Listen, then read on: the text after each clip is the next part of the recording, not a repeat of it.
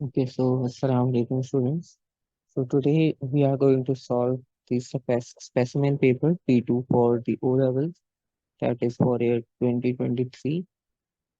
Then in next we will solve the specimen paper for paper 1, that is for MCQs, also for the same year 2023. Okay, so starting from the first question, figure 1.1 is the speed time graph for a stone as it falls to the ground. And on figure 1.1, mark letter X to indicate a point where the rock is moving with a constant speed. So first of all, you need to mark a letter with X where rock is moving with a constant speed. So this is a speed time graph. And in a speed time graph, we know that we have to mark point X where graph is a horizontal line, or you can say that a line horizontal or parallel with X axis. तो simple सा concept है कि आपके पास जब भी आप horizontal उसकी बात करते हो लाइन की स्पीड टाइम ग्राफ में, तो वहां पर स्पीड कांस्टेंट होती है। तो आप यहाँ इस पॉइंट से लेकर इस पॉइंट तक कहीं पर भी आप एक पॉइंट मार्क करके वहां पर एक्स लिख दो। लेट सपोज मैंने यहाँ पर लिखा, तो ये आपके पास जो है वो कांस्टेंट स्पीड को रिप्रेजेंट कर रहा है। तो ये आपके पास फर्स्ट पार्ट। और सेकंड लेटर वाई आपने ड्रॉ करना है to indicate a point where the rock is decelerating. So this is again a speed time graph, and in a speed time graph, you know that when graph moves downward towards zero, that will give you the value of deceleration, because in deceleration speed will decrease with respect to time. So y axis पर आप किसी भी इस line से लेकर यहाँ तक आप अगेन किसी भी पॉइंट को मार्क करके y लिख दो। So basically they are just asking about the basic concept of constant speed and deceleration. Okay, moving towards part 2. At time t equals to 0, the acceleration of the stone is equal to acceleration of free fall. So at time t is equals to 0, we are having information that acceleration of the stone, जो stone की acceleration है वो acceleration of free fall के equal है. It means A is equals to G.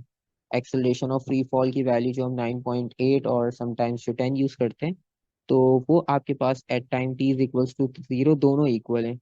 So give the name of the force accelerating the stone at t is equals to 0. तो आपने उस force का नाम मेंशन करना है जो उसे टाइम 0 पर भी, जब वो इस पॉइंट पर है ग्राफ, तो यहाँ पर भी उस पे फोर्स अप्लाई कर रहा है।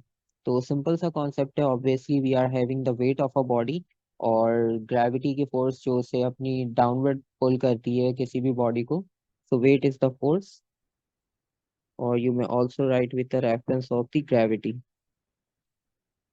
So that is also a basic concept. Part B, the weight of the stone is 4 Newton. So we are having a weight over here. As the stone falls, the force F of air resistance act on the rock change. So now there is a resistive force in the form of air resistance, and that is going to be act on the rock. So state the value of F at time t is equals to 0. So we already discussed that.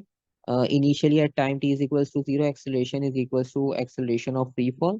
So it means there will be no resistive force, because at time t is equals to 0, there will be no resistance because object is not start moving till now. So initially वो कहीं पर भी उसकी movement नहीं है.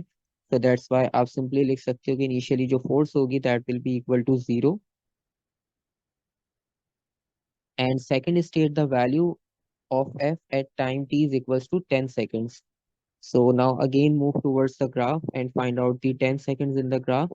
So 10 seconds is over here, and from this you need to find out the value of the force. So at time t is equals to 10, from the graph you can see that velocity is equals to 40 meter per second.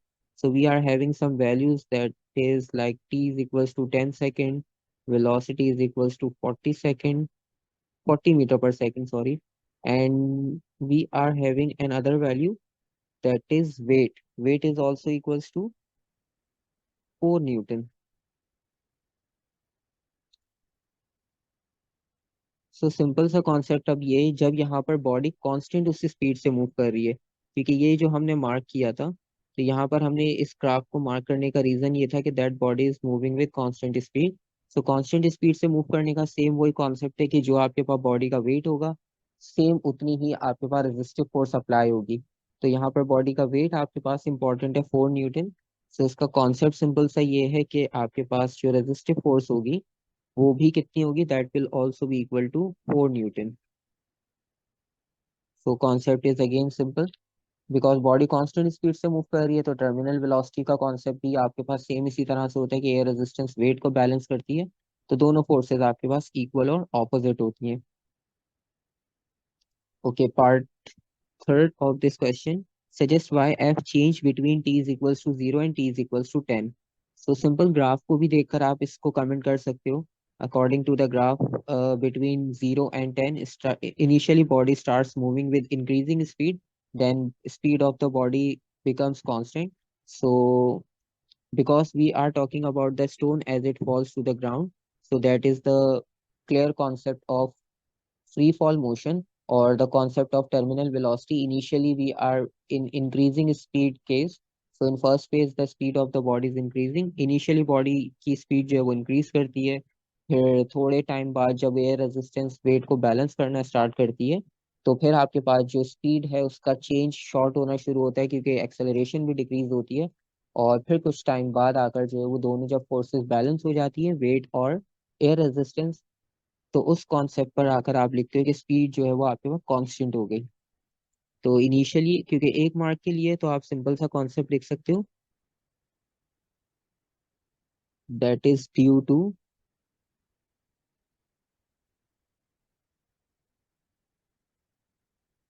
Change और increase in speed and after some time और some time interval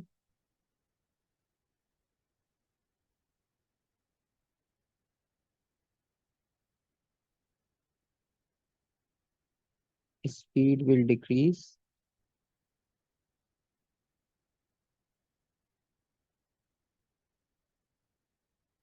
and becomes constant. तो forces mention करना यहाँ पे भी जरूरी नहीं है क्योंकि एक मार्क का क्वेश्चन है। तो सिंपल बस हमने 0 से 10 के बीच में इसको एक्सप्लेन कर दिया कि क्या कॉन्सेप्ट होगा आपके पास।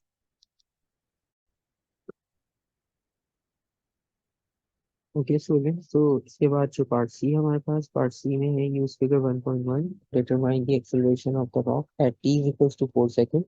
State the unit of your answer. You will need to draw a tangent to the graph in figure 5.1 and show your working. अच्छा, 4 सेकंड की बात हो रही है यहाँ पर क्योंकि 4 सेकंड पे एक्सेलरेशन वेरिएबल है, क्योंकि स्पीड का चेंज आपको दिख रहा है ग्राफ में कर्व है, तो एक्सेलरेशन वेरिएबल होगी। तो ऐसे केस में आपको टेंजेंट ड्रॉ करके सॉल्व करना होता है, जो ग्रेडियंट हम फाइंड आउट करते हैं बेसिकली। तो लेट्स सपोज अगर हम सबसे पहले यहाँ पर 4 सेकंड पर मार्क कर लें, तो ये 4 सेकंड है, तो आप जो टेंजेंट ड्रॉ करोगे वो उसको टच करते हुए स्ट्रेट लाइन एक पास होनी चाहिए। तो लेट्स सपोज यहाँ पर अगर हम एक टेंजेंट ड्रॉ करते हैं,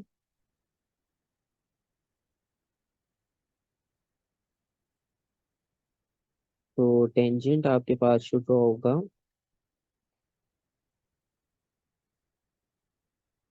और इसको कंप्लीट हमने स्ट्रेट ड्रॉ करना है लाइन को।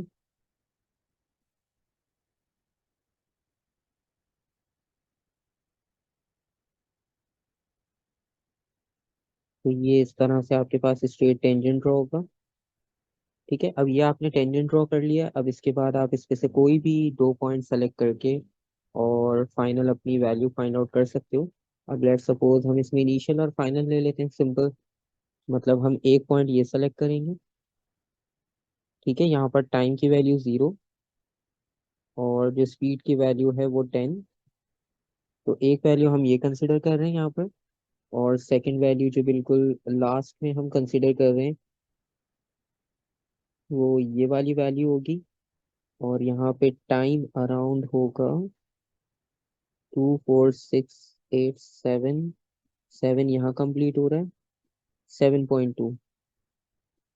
तो ये आपके पास 7.2 कॉमा स्पीड हमारे पास है यहाँ पर 50। तो ये वैल्यूज जो है वो हमने यहाँ पर ग्रेडियंट से सेलेक्ट करनी है, कोई भी आप दो ले सकते हो, आपकी चॉइस है, आप जरूरी नहीं यही वैल्यूज लो। इस ग्रेडियंट के अंदर रहते हुए आप कोई भी दो पॉइंट सेलेक्ट कर सकते हो, 4 सेकंड से पहले और 4 सेकंड बाद, क्योंकि आपको पता है एक्सेलरेशन में फाइनल माइनस इनिशियल वेलोसिटी का कॉन्सेप्ट यूज करना है।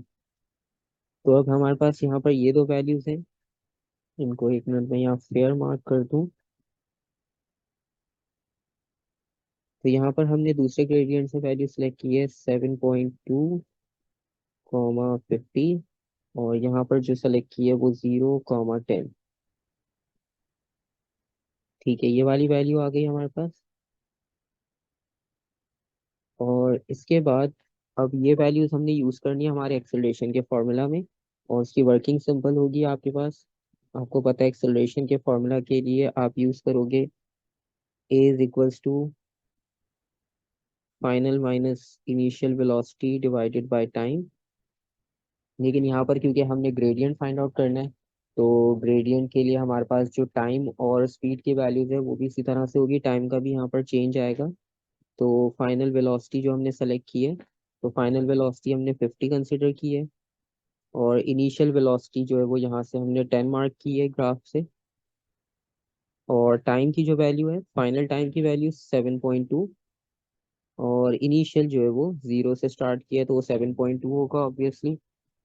तो यहाँ पर सिंपल आपने 40 को डिवाइड करना है 7.2 से, तो अराउंड 5.5 आपके पास एक्सेलरेशन आएगी। और यूनिट तो आपको पता है एक्सेलरेशन का मीटर पर सेकंड स्क्वायर, तो मीटर पर सेकंड स्क्वायर जो हुआ हमारे पास एक्सेलरेशन का यूनिट होगा। अच्छा, अब इसमें मार्किंग स्कीम में भी अगर आप देखोगे तो उसमें 5 till 5.8 की रेंज दी है। तो वो इसलिए दी है कि अब डिपेंड करता है कि स्टूडेंट कौन सा ग्रेडियंट पॉइंट सेलेक्ट करता है, इसके बीच में कोई भी वैल्यू आपके पास एक्सेलरेशन की फाइनल हो सकती है। तो हमारी 5.5 आ रही है, बिल्कुल एक्यूरेट है, 5 और 5.8 के मिड में लाई कर रही है। तो ये मैं वहाँ पर आंसर लिख देता हूँ, वर्किंग आपको यहाँ से मिल गई है कि किस तरह से हमने सॉल्व करना है। 5.5 जो है वो हमारा final answer.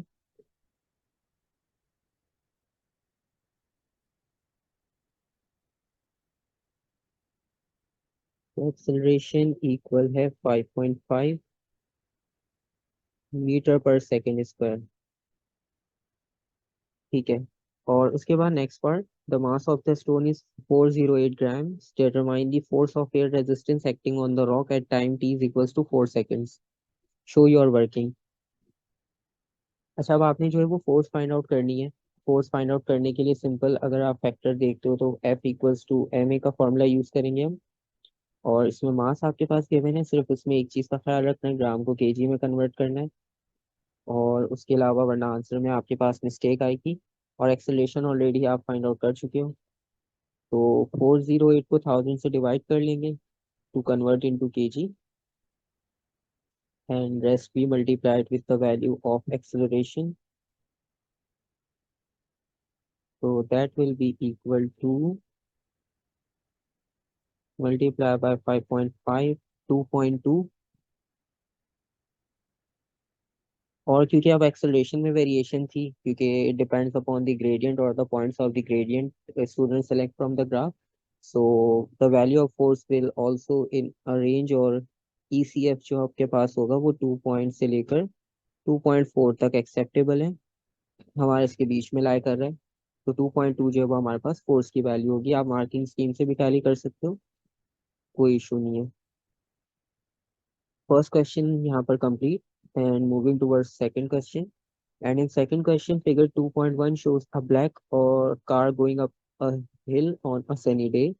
State one way in which the car is gaining thermal energy. So first of all, we just need to answer for 1 mark, that is how car is gaining thermal energy. So a very common concept over here, that car is of black color.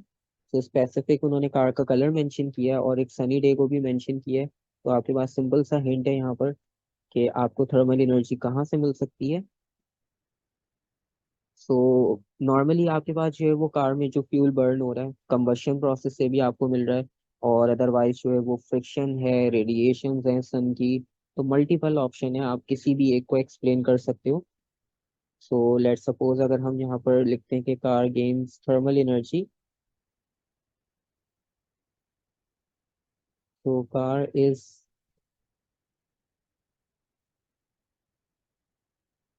gaining thermal energy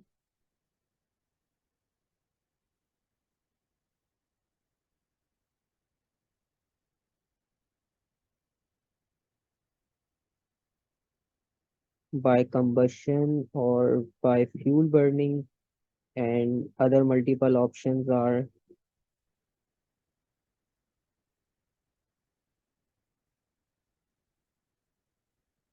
friction of road, and one other option is radiation from sun, because car is already of black color and you know that black is a good absorber.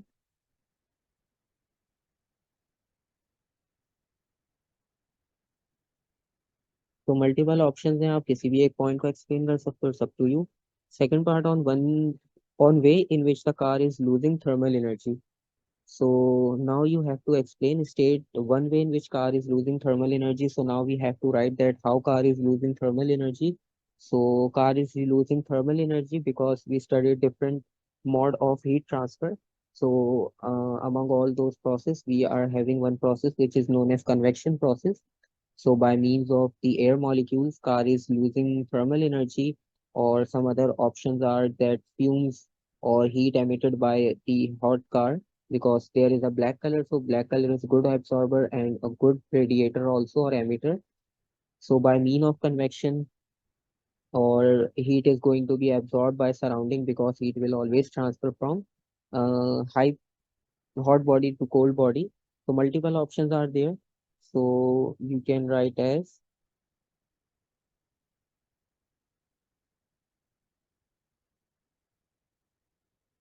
Convection process के through भी वो loose कर सकती है,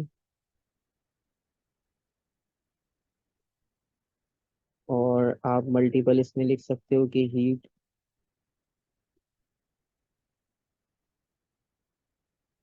loss to air. और क्योंकि हमने ऊपर रेडिएशन को भी मेंशन किया है, तो आप रेडिएशन प्रोसेस का भी रेफरेंस दे सकते हो, किसी भी एक आप ऑप्शन को एक्सप्लेन कर लोगे. तो इस तरह से कार जो है वो थर्मल एनर्जी लूज कर रही है. The car accelerates up the hill. In addition to an increase in thermal energy, there are other energy transfers taking place. Thermal के साथ कुछ और ट्रांसफर भी यहाँ पर हो रहे हैं एनर्जी के. Describe the other energy transfer. सब आपने अलग एनर्जी के ट्रांसफर्स को यहाँ पर मेंशन करना है, और क्योंकि यहाँ पर हिल की एग्जांपल दी है, तो सबसे पहले आपके माइंड में जो एनर्जी का सोर्स आएगा, तो उसमें ये आएगा कि स्टार्टिंग में जो है वो हमने फ्यूल यूज किया, फ्यूल बर्न किया हमने कार को मूव करने के लिए, तो सबसे पहले तो केमिकल एनर्जी डिक्रीज हो रही है, सबसे इम्पोर्टेंट. ठीक है. तो सबसे पहले जो है वो हम केमिकल एनर्जी का रेफरेंस देंगे,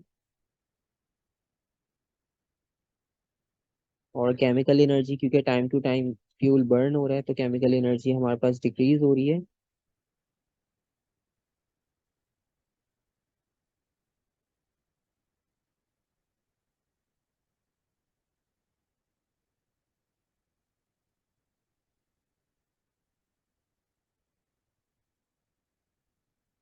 तो फ्यूल बर्न होने के साथ साथ आपके पास जो है वो केमिकल एनर्जी डिक्रीज कर रही है.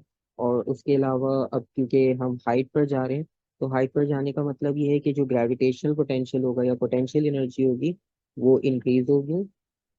तो कार इज मूविंग और accelerating up the hill.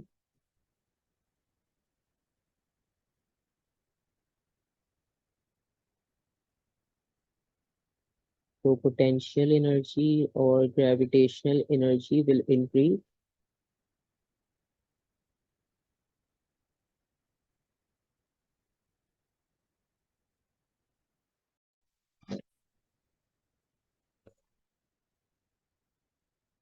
So potential energy will also increase.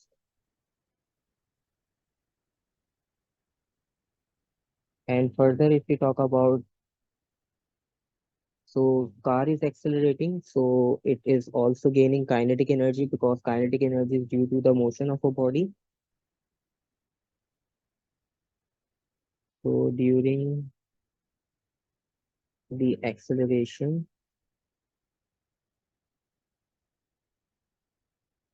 kinetic energy will also increase.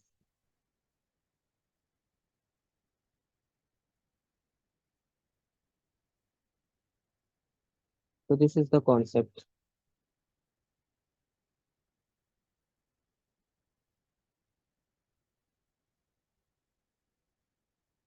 Okay, so this is part B. And for part C, at one point in motion, the kinetic energy of the car is 90 kilojoules.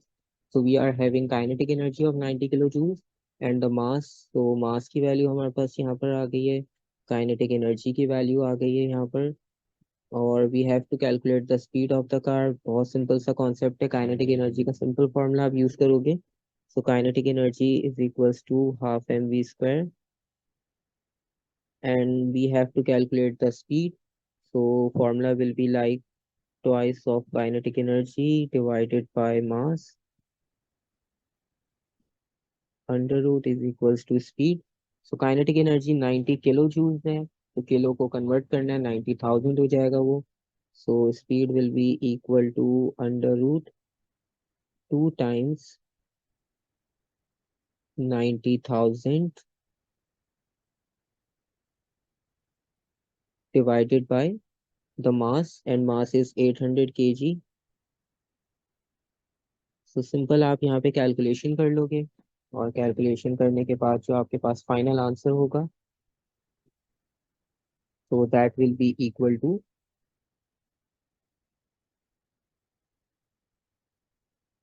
15 metre per second, right. So यहाँ पर हमारे पास speed equal आ रही है 15 metre per second के. सो that is the answer for the speed of the car. ठीक है, यहाँ तक सिंपल कॉन्सेप्ट था, कोई इतना डिफिकल्ट नहीं था. सेकंड क्वेश्चन भी. Moving towards the third question, and in third question, a passenger is in an aircraft seals some air inside a plastic bag. Explain how the particles of the air in the bag exert a pressure on the inside of the bag. So this is related to the concept of pressure. So we know that there are some air particles which is already sealed in this plastic bag. So we know that the particles of air are always in random motion and they continuously collides with the container or collides with the wall of this plastic bag. So basically pressure exerts due to the collision. So इसको हम answer simple कर सकते हैं.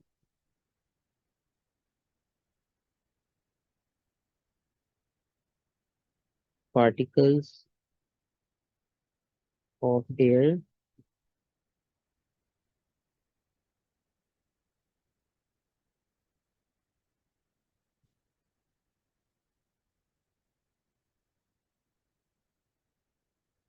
continuously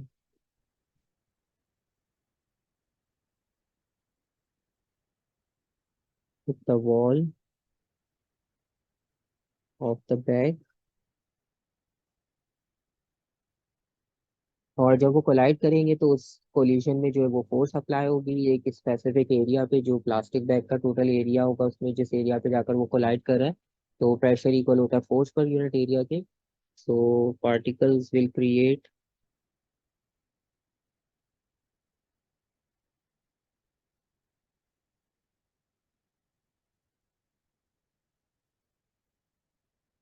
force on the wall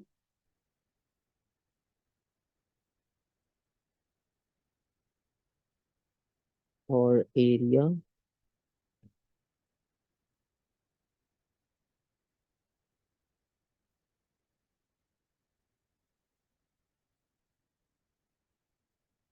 and this concept will result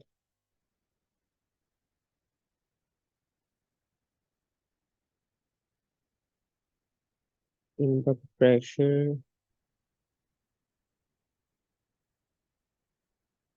exerted by particles or the pressure inside the bag. ठीक है, तो simple सा concept है. आपने प्रेशर के कॉन्सेप्ट को बस एक्सप्लेन करना है, क्योंकि प्रेशर इक्वल होता है फोर्स पर यूनिट एरिया. ये आपके पास जो है वो प्रेशर की एक्सप्लेनेशन हो जाएगी. Or next part, when the bag is closed, the pressure of the air inside the aircraft is 80 kilopascals. So we are having a value of pressure over here, and the bag contains 500 centimeter cube of air. So this is volume.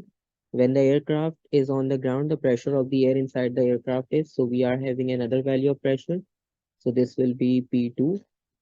Calculate the new value of volume. So if you remember the basic concept of Boyle's law, so we just need to calculate with the reference of P1 V1 is equals to P2 V2. So that will also be very simple concept. So initially pressure is equals to 80 kilopascals. So 80 kilopascals multiplied by initial volume is 500 centimeter cube. So we need to convert into metre cube, और either you just solve in centimetre cube because answer में centimetre cube ही है, तो हम इसको centimetre में रहने देते हैं. Is equals to the next pressure is equals to,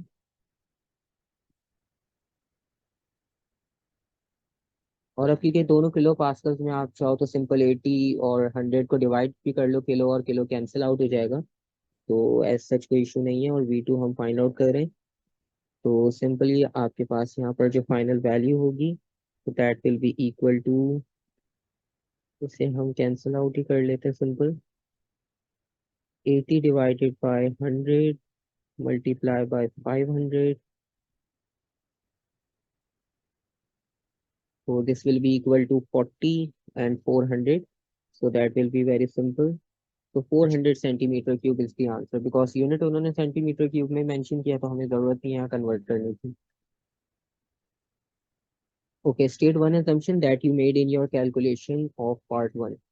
So हमने एक कैलकुलेशन यहाँ पर मेंशन करनी है.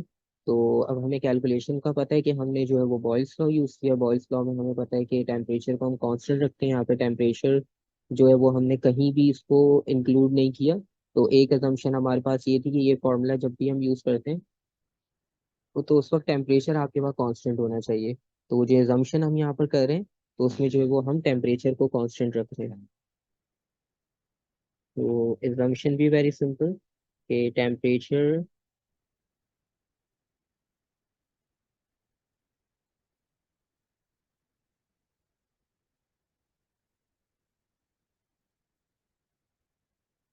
constant.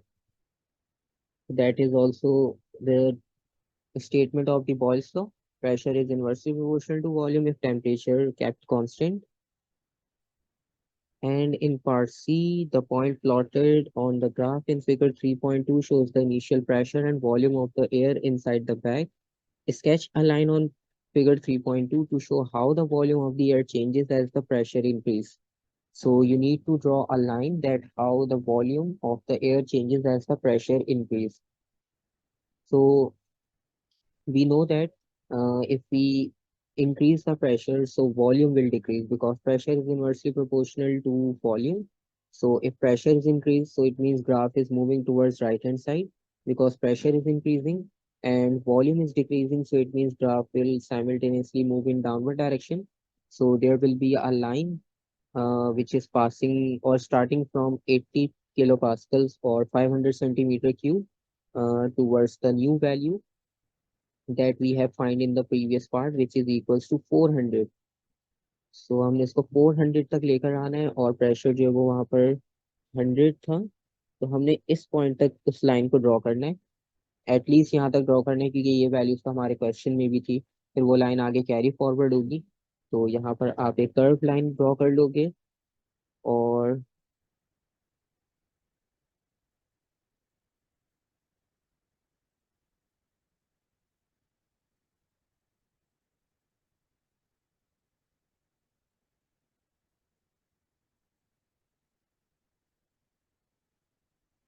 ठीक है, तो यहाँ पर आपके पास जो है वो एक स्केच आपने लाइन कर ली है जो आपको ये शो कर रही है कि प्रेशर का जो वॉल्यूम के साथ चेंज है वो किस तरह से, कि प्रेशर इंक्रीज हो रहा है तो वॉल्यूम आपके पास उसके अकॉर्डिंगली डिक्रीज कर रहा है.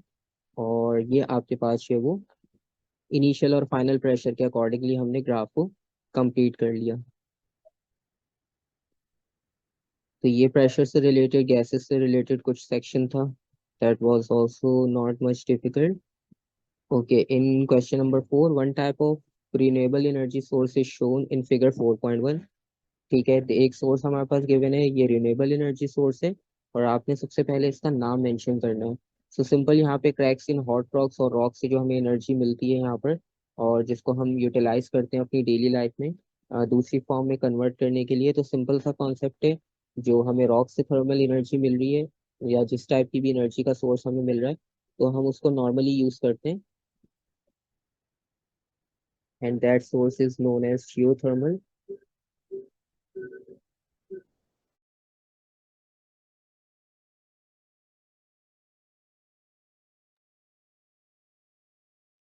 Okay, so that is geothermal.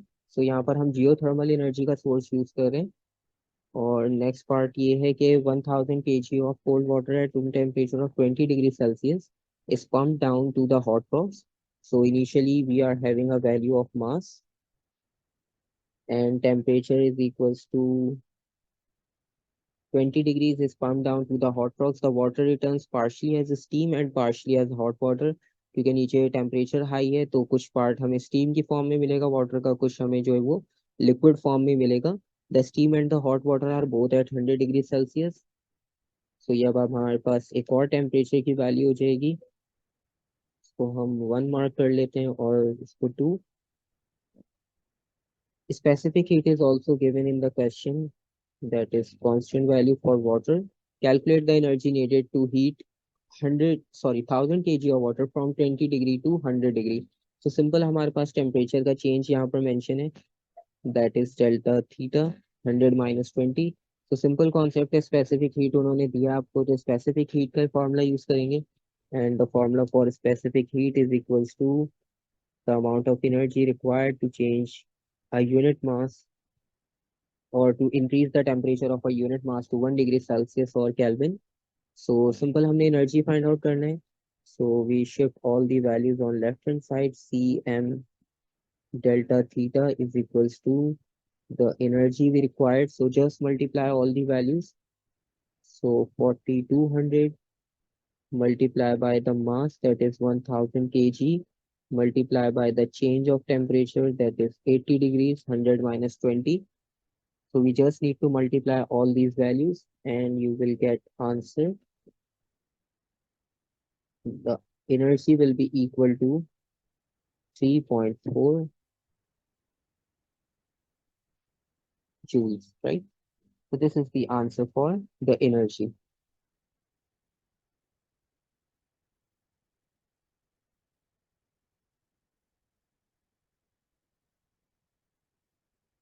Okay, moving towards the second part. And in second part, explain why more energy is transferred when 1 kg of steam cools to 20 degrees than when 1 kg of hot water cools to 20 degree. So first of all, you need to explain why more energy is transferred when 1 kg of the steam cools to 20 degree. So first उन्होंने steam का reference दिया है कि अगर आप 1 kg steam को 20 degree तक cool करते हो, तो हमें ज़्यादा एनर्जी क्यों रिक्वायर्ड है, और उसको कंपेयर कर रहे हैं वाटर से, कि 1 kg ऑफ हॉट वाटर को अगर आप कूल करते हो 20 डिग्री पर, तो जो स्टीम है उसमें हमें एनर्जी ज़्यादा क्यों रिक्वायर्ड है। और you should include a reference to the arrangement of particles in liquid and in gases in your answer. तो आपको उनके क्वेश्चन से ही हिंट मिल रहा है यहाँ पर, ये जो सेकंड उन्होंने स्टेटमेंट दिया है कि उन्होंने पार्टिकल्स का रेफरेंस यूज किया है, और स्टीम जो है वो बेसिकली कन्वर्ट हो रही है, लिक्विड स्टीम जो बनती है इनिशियली वो लिक्विड टू गैस से बनती है। ठीक है, तो यहाँ पर जो है वो स्टीम जो है वो पहले कंडेंस होगी, तो हमें स्टीम को पहले चेंज करना होगा, स्टेट को चेंज करना है, तो स्टेट चेंज होगी तो उसका टेम्परेचर जो है वो कूल डाउन होगा। क्योंकि लिक्विड से स्टीम बनती है एक स्पेसिफिक टेम्परेचर, जिस तरह वाटर की एग्जांपल लें तो 100 डिग्रीज के बाद स्टीम बनती है, क्योंकि 100 डिग्री पे बॉईल होता है, उसके बाद स्टीम बनना शुरू हो जाती है। तो हम उसको 20 डिग्रीज पर लेकर आ रहे हैं, तो उसका मतलब है वहाँ पर स्टेट का चेंज भी होगा as compare to the water, के वाटर में स्टेट चेंज नहीं होगी। तो वाटर जो है वो अपनी ओरिजिनल स्टेट में रहेगा। और यहाँ पर आपके पास जो है वो अ, अगर हम पार्टिकल्स की अरेंजमेंट की बात करें, तो पार्टिकल्स जो है वो एक दूसरे के क्लोज आने शुरू होंगे, क्योंकि गैस में आपको पता है स्टीम में पार्टिकल्स दूर मूव हो जाते हैं, तो उन्हें भी क्लोज लेकर आना है। और जो पोटेंशियल एनर्जी होगी पार्टिकल्स की वो भी डिक्रीज होगी, बॉन्ड बनेगा वहां पर, तो ये सारे मल्टीपल ऑप्शंस हैं। तो इन शॉर्ट अगर आप इसको लिखना स्टार्ट करोगे,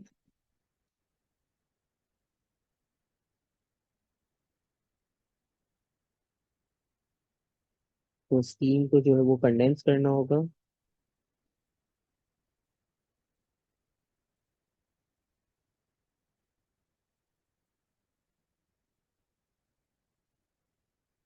और इसका मतलब ये कि यहाँ पर स्टेट चेंज होगी।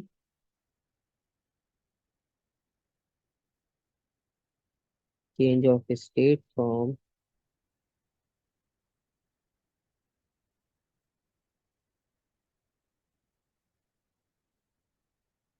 Gas to liquid. तो एक तो लिक्विड में हमारे पास जो चेंज होगी स्टेट वो कॉन्सेप्ट आ गया। और जो अब हमारे पास यहाँ पर हीट होगी, हीट भी हमारे पास लॉस होगी क्योंकि हम टेम्परेचर यहाँ पे कूल डाउन कर रहे हैं, तो जो लैटेंट हीट है वो भी हमारे पास यहाँ पे out of the system move कर रही है।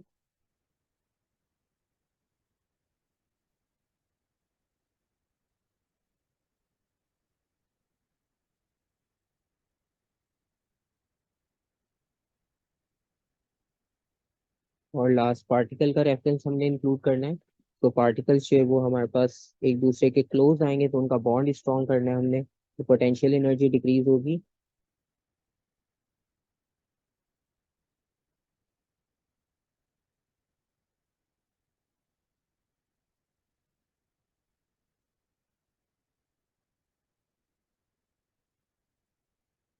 Particles come close to each other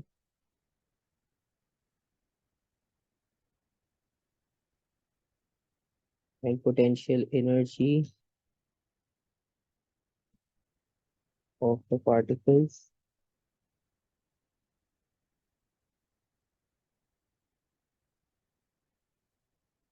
will decrease.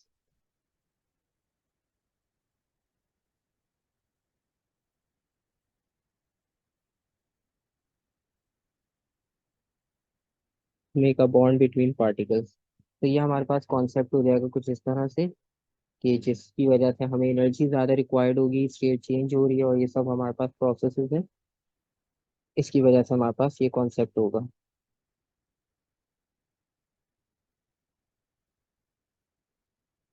तो ये हमारे पास कॉन्सेप्ट हो गया पार्ट टू में।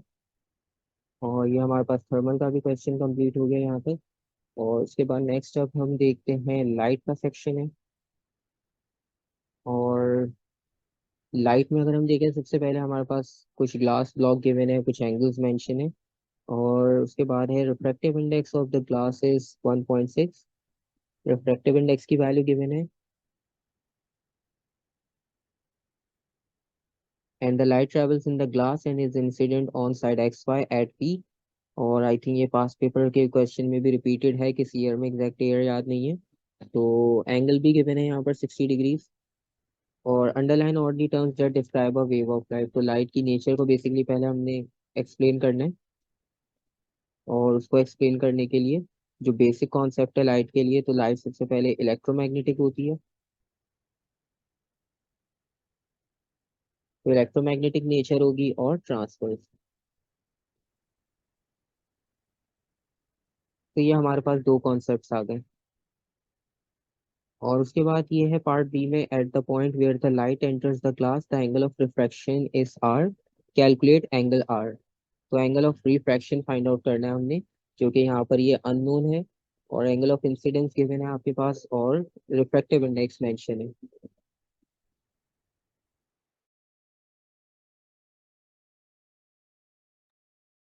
तो रिफ्रैक्टिव इंडेक्स का आप फॉर्मूला यूज करोगे यहाँ पर, N is equals to sine angle of incidence divided by sine angle of refraction. Refraction हमने फाइंड आउट करना है, तो इसे हम शिफ्ट कर लेंगे। R is equals to sine inverse of angle of incidence is already given as 60 degrees and refractive index यहाँ पर डिवाइड हो जाएगा, that is equals to 1.5, sorry 1.6। तो इनकी कंप्लीट कैलकुलेशन करने के बाद जो आपका आंसर होगा वो अराउंड 39 डिग्रीज होगा। ठीक है। तो ये आपके पास एंगल ऑफ रिफ्रैक्शन हो जाएगा, और आपको देख के आइडिया हो रहा है कि एंगल ऑफ इंसिडेंस ग्रेटर है रिफ्रैक्शन से। तो यहाँ से भी एक थोड़ा हम कॉमन सेंस से आइडिया ले सकते हैं कि एंगल ऑफ रिफ्रैक्शन जो है वो लेस होता है जब light rare to dense move करती है। तो आपका आंसर 60 से लेस होगा। क्रिटिकल एंगल कैलकुलेट करना है for the light travelling in the block. So critical angle find out करने के लिए भी सेम हम इसी रेफरेंस से फॉर्मूला यूज करते हैं, N is equals to 1/sin c, क्योंकि हमें पता है वहां पर क्रिटिकल एंगल तब होता है जब एंगल ऑफ इंसिडेंस एक स्पेसिफिक पे होने के बाद लाइट 90 डिग्रीज पे बैंड होती है। तो जब लाइट 90 डिग्रीज पर बैंड हो रही है तो इसका मतलब एंगल ऑफ रिफ्रैक्शन 90 है, sine 90 is equals to 1। So we use a simple formula. और अगेन यहाँ पर आपको थोड़ी सी शिफ्टिंग करनी होगी। So C will be equal to sine inverse 1/n, और n की जगह पर आप वैल्यू 1.6 रखोगे। So that will be equal to sine inverse 1/1.6। so that will be the value of critical angle। So critical angle की value आप find out कर लोगे, और उसको फाइंड आउट करने के बाद जो आपका आंसर होगा, अच्छा ये जो पार्ट बी का आंसर है ये मैंने कैलकुलेटेड नहीं लिखा था, मैंने सिर्फ उसको एक एस्टिमेटेड वैल्यू लिखी, तो आप इसको कैलकुलेट कर लेना। तो ये एंगल आपके पास अराउंड 33 होगा, और ये जो सी का आपके पास एंगल होगा ये 39 होगा। कैलकुलेशन कर लेना, यहाँ पे मैं इसकी कैलकुलेशन नहीं कर रहा अभी, साइंटिफिक कैलकुलेटर अभी यहाँ पास रखा नहीं है, तो इस वजह से आप इसे कैलकुलेट कर लेना, एक बार चेक कर लेना। ठीक है, प्रीवियस पास्ट पेपर का क्वेश्चन है, पहले भी आप ये सॉल्व कर चुके होंगे, आपको आइडिया होगा। और same at P, the angle theta between the ray and the normal is given by theta is equals to 90 minus r. So state and explain what happens to the light when it is incident on side XY। So अब उन्होंने आगे के आपको follow up दिया है कि point P एक बार आप देख लो, वो इस पॉइंट की बात कर रहे हैं पॉइंट पी पर। तो जो एंगल है वो आपके पास 90 माइनस एंगल ऑफ डिफ्रैक्शन जो है वो होगा, क्योंकि ज्योमेट्री है सिंपल। और state and explain what happens to the light when it is incident on side XY। तो वो जो साइड XY पे हिट कर रही है, तो वहां पर अब आपने देखना है कि उसको हिट करने के बाद आपके पास आगे लाइट किस तरह से फॉरवर्ड कैरी फॉरवर्ड करेगी। तो एंगल ऑफ रिफ्रैक्शन अगर आप इसमें से माइनस करते हो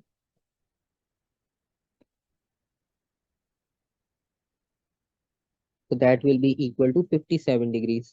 तो इसका मतलब है वो जो अभी हमारे पास एंगल बन रहा है पॉइंट पी पे वो 57 डिग्रीज का बन रहा है।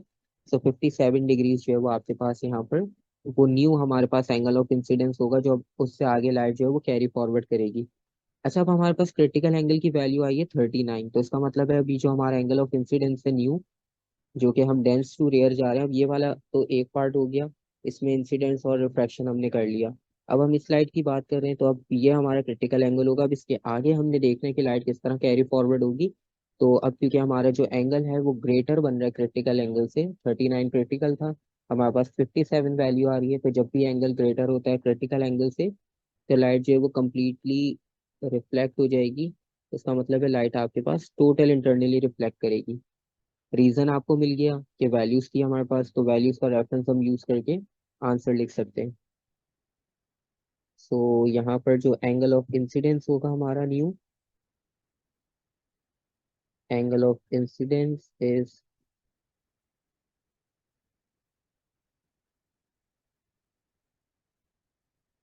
Greater than the critical angle.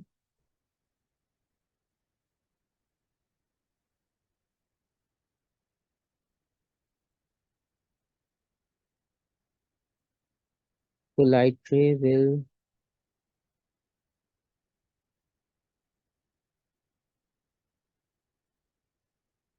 completely reflect or total internally reflect in the same medium।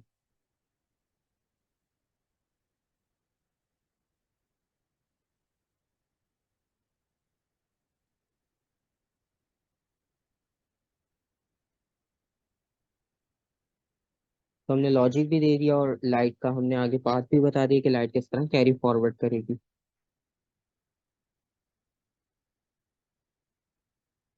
उसके बाद नेक्स्ट हमारे पास जो है वो इलेक्ट्रिसिटी से रिलेटेड क्वेश्चन है, और इसमें आपने बताना है कि 4.5 volt battery is connected in a circuit with an ammeter, a light dependent resistor and a 1800 ohm fixed resistor. तो यहाँ पर अब हमारे पास जो है वो बैटरी की वैल्यू गिवन है जो कि कनेक्टेड है एक सोर्स, जो भी उसकी वैल्यू है वोल्टेज की 4.5, और उसमें एक लाइट डिपेंडेंट रेजिस्टर लगा हुआ है और एक 1800 का फिक्स रेजिस्टर लगा हुआ है, और डायग्राम आपको गिवन है, और the light in incident on the LDR causes this resistance to be 9000। So light जब उस पे स्ट्राइक कर रही है तो एलडीआर की आपको प्रॉपर्टी याद होगी कि अगर हम इंटेंसिटी को बढ़ाते हैं तो रेजिस्टेंस कम हो जाती है आपके पास, और अगर हम इंटेंसिटी कम करते हैं तो रेजिस्टेंस बढ़ती है। तो जो अभी लाइट फॉल कर रही है उसकी वजह से रेजिस्टेंस हमें 9000 मिल रही है, और total resistance of the circuit हमने फाइंड आउट करनी है। तो टोटल रेजिस्टेंस के लिए हमें ये पता होना चाहिए कि रेजिस्टर का कॉम्बिनेशन कैसा है। अब रेजिस्टर का जो कॉम्बिनेशन है यहाँ पर वो पैरेलल कॉम्बिनेशन है, क्योंकि दोनों का end to end same ends connect है तो पैरेलल कॉम्बिनेशन है, तो हमें यहाँ पे फॉर्मूला यूज करना होगा पैरेलल कॉम्बिनेशन का। So that formula will be equal to 1/r is equals to 1/r1। दो रेजिस्टर हैं, आप R1 R2 मार्क कर लो अपने अकॉर्डिंगली, वरना आप डायरेक्ट वैल्यूज मेंशन कर लो। एक वैल्यू आपके पास 1800 है और second value is equals to 9000, और सिंपल हम इसे सॉल्व कर लेंगे। सो सबसे पहले तो आपके पास जो आंसर आएगा वो 1/r का होगा, उसे लाजमी रेसिप्रोकल कर लिया करो, वरना बहुत सारे मिस्टेक ये करते हैं कि वो रेसिप्रोकल करना भूल जाते हैं एंड में, और आपके पास जो फाइनल आंसर होगा that will be equal to 1500 ohms, right?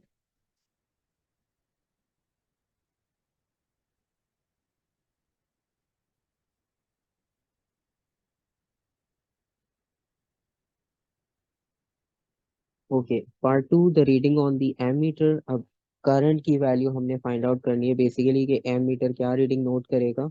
तो एमीटर की वैल्यू के लिए अब हमारे पास जो टोटल रेजिस्टेंस है वो तो हमने फाइंड आउट कर ली, 1500 आएगी कंबाइन, और जो वोल्टेज है वो 4.5 है, तो अब हमने दोनों रेजिस्टर्स को कंबाइन कर लिया।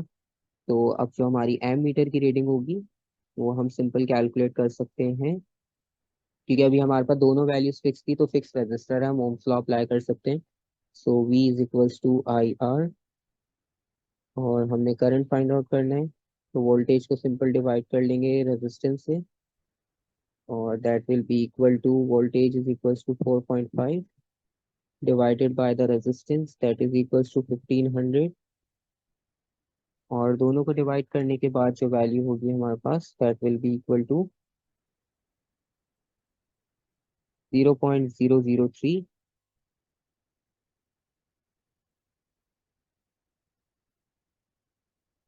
और सिंपली हम इसे लिख सकते हैं डेसिमल को शिफ्ट करके 1 2 3 प्लेसेस आगे शिफ्ट कर देंगे, तो that will be equal to 3.0 - 3, that is 3 mA, right? So 3 mA हमारे पास इसका फाइनल आंसर होगा।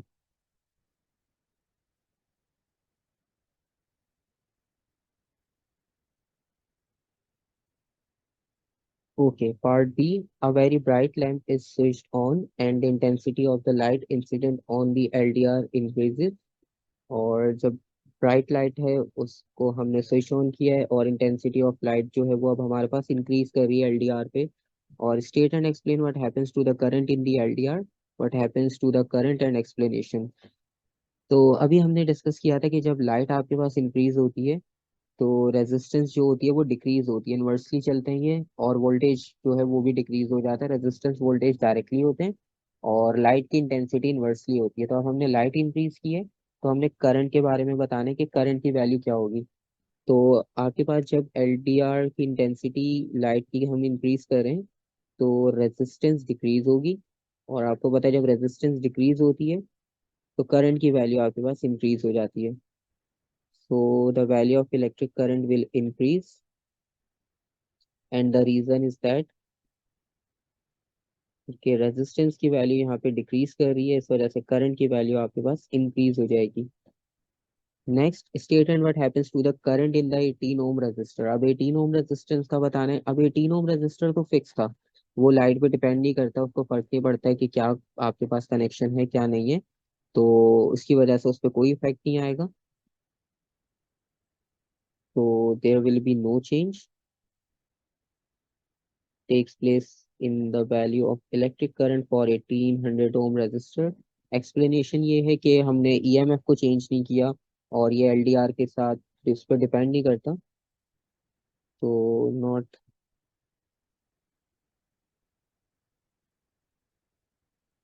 Dependent on LDR.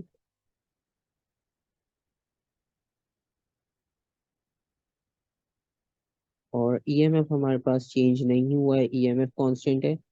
तो कोई भी एक आप रीजन लिख सकते हो, क्योंकि ये फिक्स रेजिस्टर है, फिक्स रेजिस्टर का आपको पता है ओम्स लॉ का सिंपल सिंपल सा हिसाब है। So that is our question, which is not much very difficult. Okay, question number 7. Now we are having a part of electromagnetism. So figure 7.1 shows a horizontal current carrying wire PQ in the gap between the poles of a permanent magnet. तो एक wire है P और Q, आपके पास diagram completely clearly mention है। There is a magnetic field, magnetic field आपको पता है कि वो नॉर्थ टू साउथ फ्लो करती है, यहाँ भी नॉर्थ टू साउथ फ्लो करेगी। The current in P Q is from left to right. अब ये जो एरो ड्रॉ किया है ये करंट की डायरेक्शन को रिप्रेजेंट करने के लिए ड्रॉ किया है,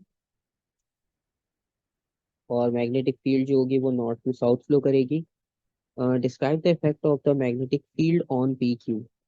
अब मैग्नेटिक फील्ड का हमने कॉन्सेप्ट बताने के पी के ऊपर क्या होगा, तो सिंपल सा ये आपके पास इलेक्ट्रोमैग्नेटिक इंडक्शन का कॉन्सेप्ट है कि करंट जब फ्लो होगा वायर से और मैग्नेटिक फील्ड भी होगी, तो उसकी वजह से रिजल्ट में क्या होगा कि जो फोर्स है वो अप्लाई होगी वायर पे, मतलब वायर में मूवमेंट होगी, क्योंकि वायर पे फोर्स अप्लाई होगी। फ्लेमिंग्स लेफ्ट हैंड रूल, तीन क्वांटिटीज होती है हमारे पास, करंट, मैग्नेटिक फील्ड, मोशन या फोर्स ऑन वायर। सो आप सिंपल लिख सकते हो,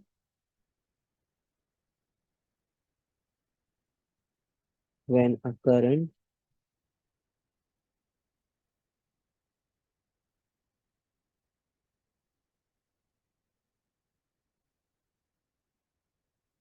carrying conductor is placed in a magnetic field,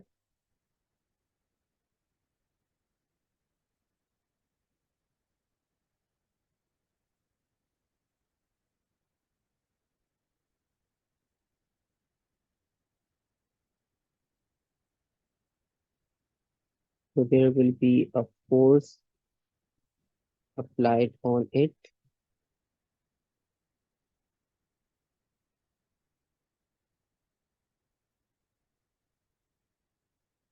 or this conductor or wire will move due to electromagnetism। तो हमने इफेक्ट मेंशन करना था, तो रीजन उन्होंने नहीं पूछा, इफेक्ट हमने बता दिया कि आपके पास वहां पे फोर्स अप्लाई होगी और wire will move in either one direction. Specific find out करना चाहें तो by using left hand rule. Second part, state the effect on P Q of increasing the strength of magnetic field. तो जो आपने factors पढ़े थे, factor affecting the induce current और the force acting on the wire, तो उसमें से कोई भी एक फैक्टर आपने लिखना है कि अगर हम, इसमें खैर एक फैक्टर गिवन है बल्कि, increasing the strength of magnetic field, तो मैग्नेटिक फील्ड हम बढ़ा रहे हैं, तो जो फोर्स होगी वो हमारे पास इंक्रीज हो जाएगी,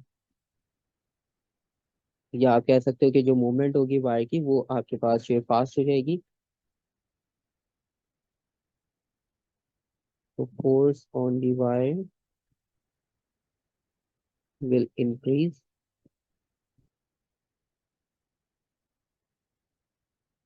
और movement और speed of the wire will increase।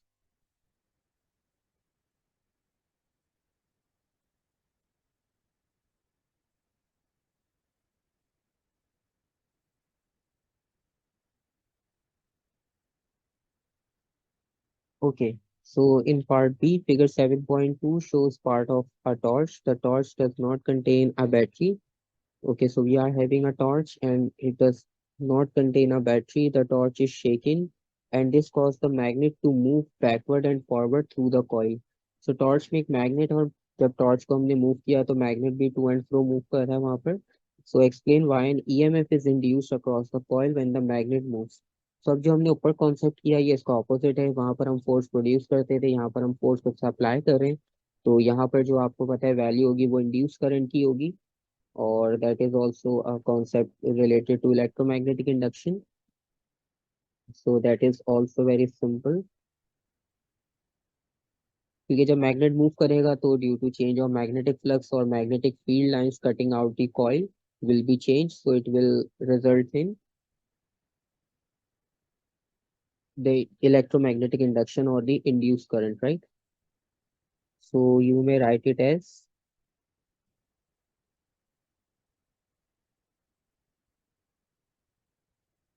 magnetic flux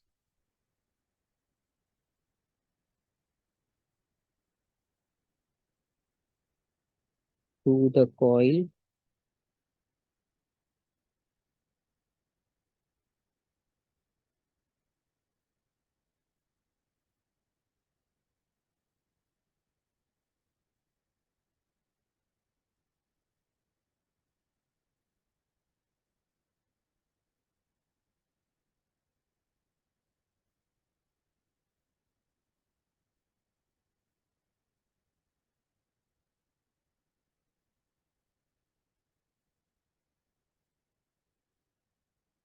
और इसके रिजल्ट में आपको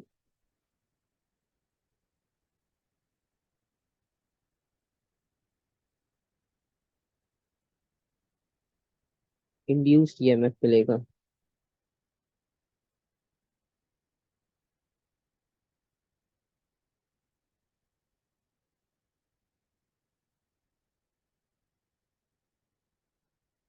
क्योंकि ये हमारे पास इलेक्ट्रोमैग्नेटिक इंडक्शन का कॉन्सेप्ट है।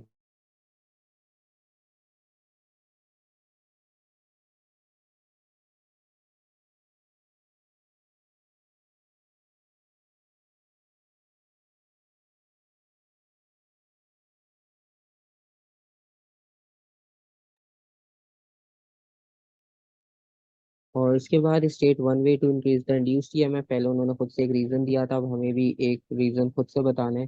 तो सेम वही कॉन्सेप्ट हम यूज कर सकते हैं, आप चाहो तो वही सेम लिख दो कि आप स्ट्रॉन्ग मैग्नेटिक फील्ड यूज कर सकते हो, ठीक है। वरना आपके पास मल्टीपल ऑप्शन है कि आप मैग्नेट की मूवमेंट इंक्रीज कर सकते हो, number of turns in coil increase कर सकते हो, कोई भी आप लिख सकते हो एक।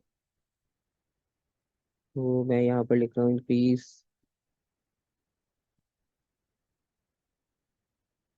नंबर ऑफ टर्न्स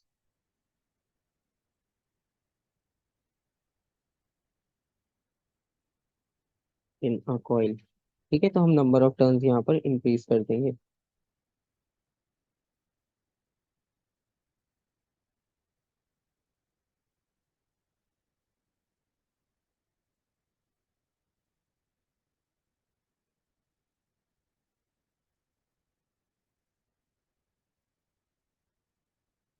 और third part is the magnet moves into the coil. The induced EMF produces a current in the coil. Explain how this opposes the motion of the magnet. अच्छा, अब यहाँ पर ये कि मैग्नेट जैसे coil में move करेगा तो इंड्यूस्ड ईएमएफ प्रोड्यूस हो रहा है हमारे पास, ये तो हमें पता है। तो हमने ये एक्सप्लेन करना है how this opposes the motion of the magnet. So basically जब हम इंड्यूस करंट की बात करें तो लेंज लॉ के अकॉर्डिंग अगर हम देखें तो जब इंड्यूस्ड ईएमएफ यहाँ पर जनरेट होगा कॉइल में, तो कॉइल का जो हमने सबसे पहला कॉन्सेप्ट पढ़ा था इलेक्ट्रोमैग्नेटिक इंडक्शन में, आप प्लेलिस्ट में वीडियो में भी देख लेना, उसमें आपको मिल जाएगा।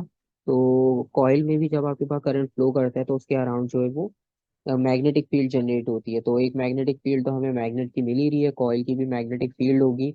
और लेंस लॉ के अकॉर्डिंगली वो आपके पास जो ऑपोजिट उसका कॉन्सेप्ट था, तो वो फील्ड कुछ इस तरह से जनरेट होगी कि वो दोनों एक दूसरे को अपोज करेगी। तो इसका मतलब ये है कि जिस तरह अगर हम कॉइल की राइट हैंड साइड लें तो यहाँ पर नॉर्थ जनरेट होगा और यहाँ पे साउथ जनरेट होगा। तो लेंस लॉ के अकॉर्डिंग क्योंकि ऑपोजिट आपके पास पोल्स होते हैं और उसको सिंपल याद रखने का भी कॉन्सेप्ट है कि अगर आप इसको सिंपल उसमें राइमिंग में भी याद रखना चाहते हो तो अब नॉर्थ है यहाँ पर नॉर्थ पोल, क्योंकि मैग्नेट आ रहा है कॉइल की तरफ, ठीक है। तो जो आ रहा है उसे आने ना दो और जो जा रहा है उसे जाने ना दो। तो मतलब इस तरह का इसमें कॉन्सेप्ट है कि अगर नॉर्थ आपकी तरफ आ रहे हैं तो आप भी कॉइल भी नॉर्थ प्रोड्यूस करेगा ताकि दोनों एक दूसरे को अपोज करें। और अगर ये दूर जा रहा होगा तो यहाँ पे साउथ पोल प्रोड्यूस हो जाएगा, क्योंकि साउथ और नॉर्थ अपोज सॉरी अट्रैक्ट करते हैं। तो जो जा रहा है उसको जाने ना दो तो वो आपके पास ऑपोजिट पोल्स बनेंगे, अगर मैग्नेट दूर जा रहा हो आपके पास कॉइल से। और अगर वो क्लोज आ रहा है तो नॉर्थ पोल है अगर आपके पास कॉइल के क्लोज तो नॉर्थ ही जनरेट होगा कॉइल पे। तो जो आ रहा है उससे आने ना दे, इसका मतलब ऑपोजिट आपके पास पोल जनरेट होंगे। तो ये आपके पास रीजन होगा यहाँ पर।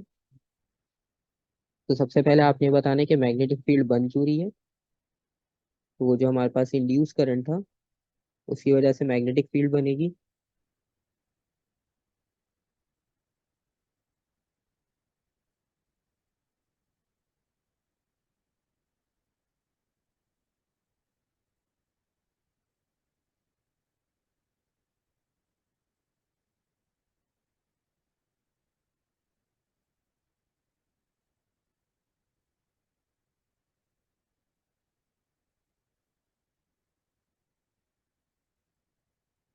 तो आपके पास जो है वो मैग्नेटिक फील्ड जनरेट करेगा अराउंड द कॉइल।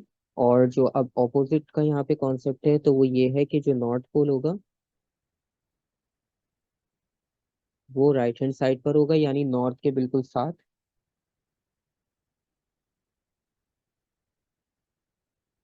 इस तरह भी डायग्राम में मार्क किया था, at right hand side of the coil.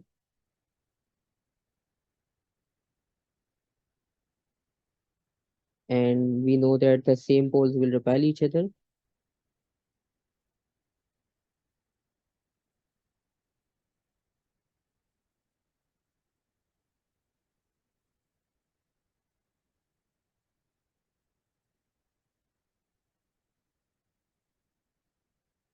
तो वो मैग्नेट को रिपेल करेगा, इस वजह से हमारे पास जो है वो ऑपोजिट इफेक्ट जनरेट होता है।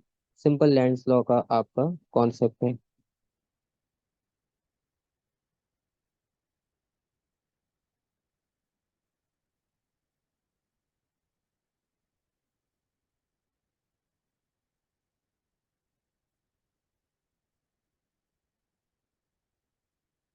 Okay, question number 8 practical electricity से रिलेटेड है, और इसमें आपके पास डायग्राम है। एसी सोर्स है हमारे पास 230 वोल्ट का, और ये कनेक्टेड है हमारे पास टेलीविजन से और दो लैंप से, दोनों के साथ स्विचेस भी लगे हुए हैं। Okay, normal operation, both switches are closed. The power supplied to each lamp is 40 watt. दोनों लैंप की 40 वॉट है, वो मेंशन भी है डायग्राम में। और टेलीविजन को 120 वॉट मिल रहा है, डायग्राम में मेंशन है simple. Calculate in normal operation the total number of kilowatt hours of energy supplied to the circuit in 1 hour. अब आपने किलो वॉट आवर में ये कैलकुलेट करना है कि जो हमें एनर्जी मिल रही है सर्किट को 1 घंटे के अंदर, तो वो हमने फाइंड आउट करना है उसका आंसर किलो वॉट आवर में, कि कितने किलो वॉट आवर एनर्जी हम वहाँ पे प्रोवाइड कर रहे हैं।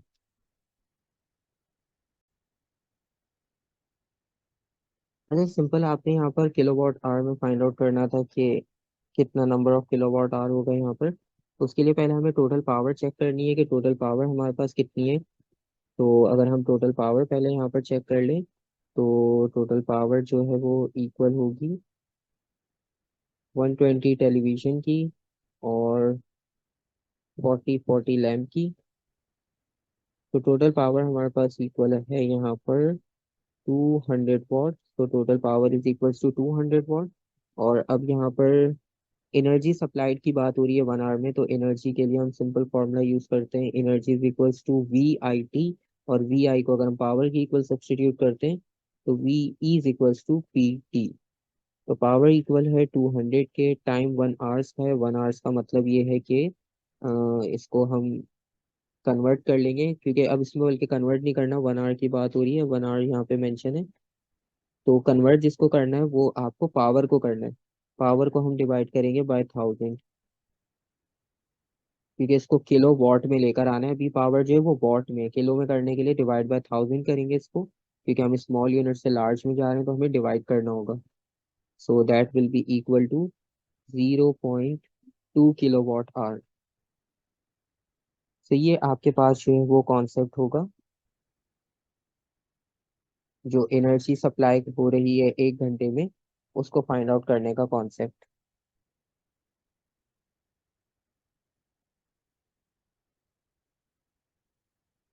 ओके, उसके बाद आपने करंट फाइंड आउट करना है। करंट फाइंड आउट करने के लिए भी हम पावर का फॉर्मूला यूज कर लेंगे simple, P is equals to V I, और P over V is equals to I and I is equals to, power जो है वो टोटल हमने यहाँ पर कितनी यूज की है। अच्छा, ईच लैम्प की बात हो रही है तो एक लैम्प की पावर 40 थी, तो 40 को डिवाइड करना है हमने वोल्टेज से, वोल्टेज 230 गिवन है, वोल्टेज आ जाएगा 230, और सिंपली इसे डिवाइड कर लेंगे तो 0.17 जो है वो करंट की वैल्यू होगी।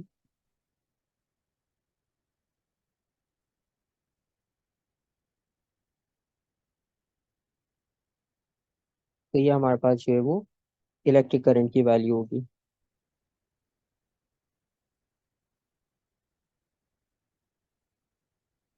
और फाइनल ये कि explain why the switches are placed in live wire and not in the neutral wire. तो इसका कॉन्सेप्ट भी बहुत बेसिक है, क्योंकि लाइव वायर में यूज करने का रीजन ये है कि स्विच और फ्यूज हम यूज करते हैं तो वो सेफ्टी पर्पस के लिए यूज होता है। ठीक है, सो इसलिए हमारे पास एक कॉन्सेप्ट तो ये है। So reason is that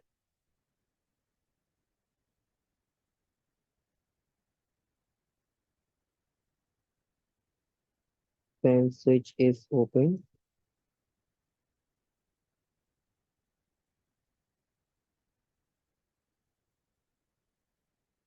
appliance is isolated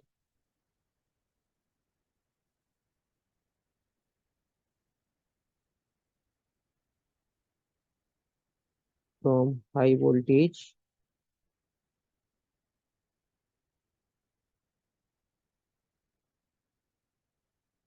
और अगर हम इसको किसी और में कनेक्ट करते हैं, लेट सपोज हमने इसको न्यूट्रल में कनेक्ट कर दिया, if it is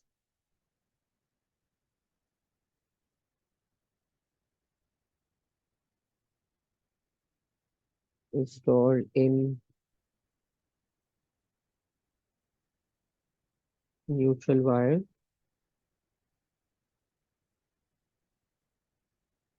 so when we open the switch,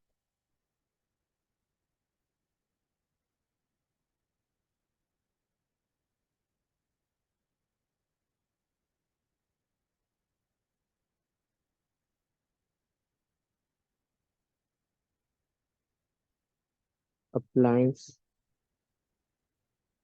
stop working। तो अप्लायंस जो है वो तो काम करना बंद कर देगी, लेकिन स्टिल वो आपके पास मेन पावर से कनेक्ट है, तो वो जो हाई वोल्टेज है वो आपके अप्लायंस को डैमेज कर देगा। तो इसलिए न्यूट्रल वायर में इसको कनेक्ट करने का हमारे पास कोई एडवांटेज नहीं है।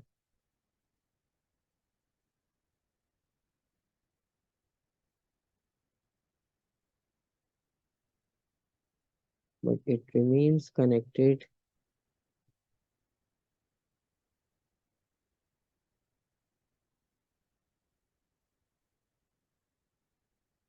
To high voltage. तो ये हमारे पास इसका सिंपल सा रीजन है।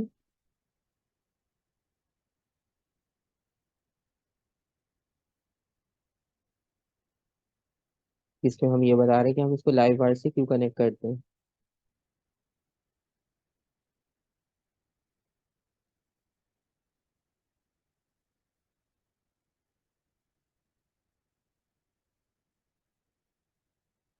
और लास्ट पार्ट है इस क्वेश्चन का, state one advantage of connecting the two lamps in parallel circuit.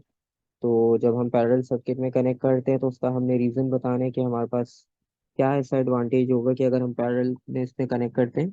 So parallel में कनेक्ट करने का बस हमारे पास एक ये रीजन होता है कि अगर हम पैरेलल में कनेक्ट कर लेते हैं तो पैरेलल में कनेक्ट करने में होगा ये कि अगर आपके पास वोल्टेज के रेफरेंस से आप देखो तो वोल्टेज आपके पास जो है वो सेम सप्लाई होता है पैरेलल कॉम्बिनेशन में। और वोल्टेज सेम सप्लाई होने का मतलब ये कि अगर आपके पास एक लैंप फ्यूज भी हो जाता है तो दूसरा लैंप जो है वो उस पे कंटिन्यूस वर्किंग करता रहेगा, क्योंकि उसको वोल्टेज सेम मिल रहा है।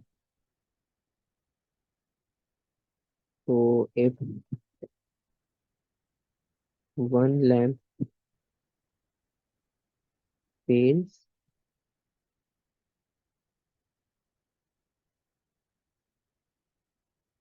The other lamp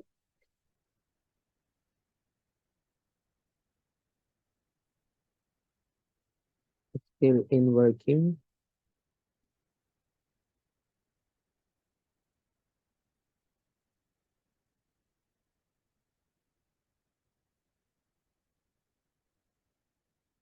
because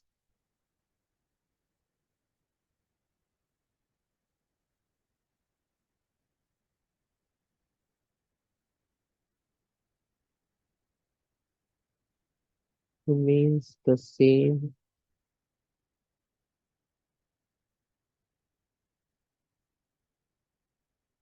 in parallel combination.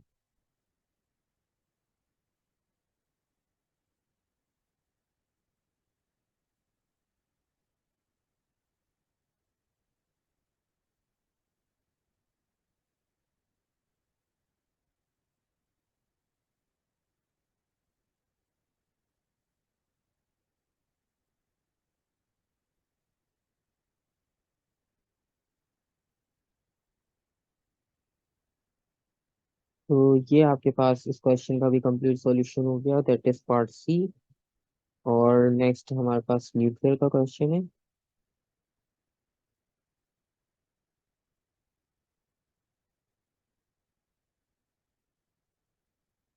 और क्वेश्चन नंबर 9 में आपके पास जो है वो न्यूक्लियर रिएक्टर की डायग्राम है। न्यूक्लियर रिएक्टर की आपको वर्किंग थोड़ी बहुत अगर याद हो तो आई थिंक उन्होंने स्टार्ट में यही पूछा है कि the fuel rods contains uranium 235 which can undergo nuclear fission. Describe the process of nuclear fission that occurs in the fuel rod.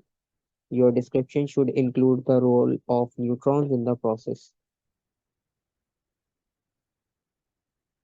तो अब आपने यहाँ पर जो है वो फर्स्ट ये बताना है कि फ्यूल रॉड्स जो हैं वो यूरेनियम की यूज़ कर रहे हैं हम, जिसमें न्यूक्लियर फिशन रिएक्शन होगा। और आपने ये बताना है प्रोसेस न्यूक्लियर फिशन का, जो कि इस रॉड में आपके पास होगा। और इसमें आपने ये इंक्लूड करना है कि न्यूट्रॉन्स का रोल क्या होता है। तो ये सबसे इम्पोर्टेंट आपने यहाँ पर बताना है। तो बेसिक न्यूक्लियर फिशन का कॉन्सेप्ट आपको पता है कि न्यूट्रॉन्स को बम्बार्ड किया जाता है अनस्टेबल उस पे एलिमेंट पे। तो यहाँ पर जो है वो हम स्टार्ट करेंगे न्यूट्रॉन से ही।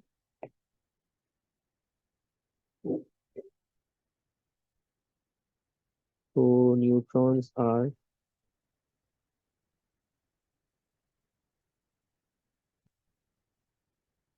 bombarded on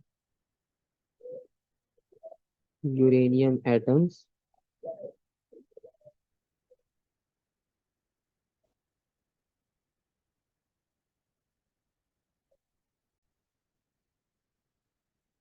तो न्यूट्रॉन जो है वो यूरेनियम एटम पे बम्बार्ड करेंगे और उसके बाद होगा ये कि उनमें से बम्बार्ड करने का रीज़न ये होता है कि उसने न्यूक्लियस को हिट करना होता है। तो जब आपके पास न्यूट्रॉन जो है वो हिट करेगा यूरेनियम न्यूक्लियस को, ठीक है, इन्होंने सिंपल न्यूक्लियर फिशन रिएक्शन पूछा है, बस न्यूट्रॉन का रोल को इम्पोर्टेंसली यहाँ पर एक्सप्लेन करना है। तो सिंपल सा प्रोसेस ये, न्यूट्रॉन बम्बार्ड इसलिए किए जाते हैं क्योंकि एक न्यूट्रॉन तो स्ट्राइक करे बिल्कुल उसके न्यूक्लियस को या नहीं करे, तो इसलिए कोई एक न्यूट्रॉन तो लाजमी हिट करेगा इतनी बम्बार्डमेंट में। So when a neutron hits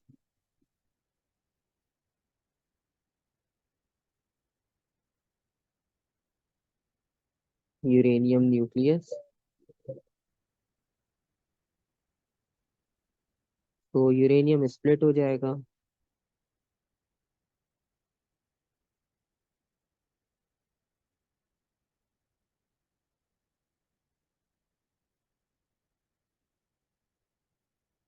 smaller nuclei जिन्हें हम डॉटर न्यूक्लियाई भी कहते हैं।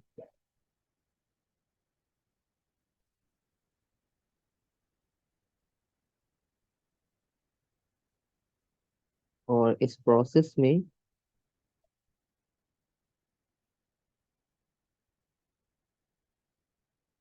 सिर्फ आपके पास ये न्यूक्लियस में स्प्लिट नहीं होगा, इसमें से कुछ न्यूट्रॉन्स भी और एमिट होते हैं। तो आपके पास नॉर्मली 3 न्यूट्रॉन्स का कॉन्सेप्ट हम लिखते हैं। तो आप यहाँ पे 3 न्यूट्रॉन्स भी लिख सकते हो। In this process 3 neutrons are given out.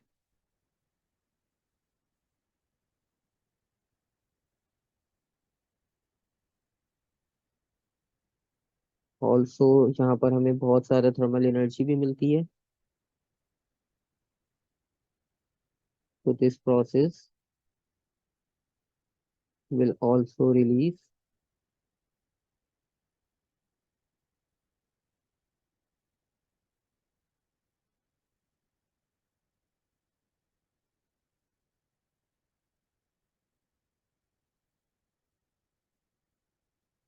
Large amount of energy.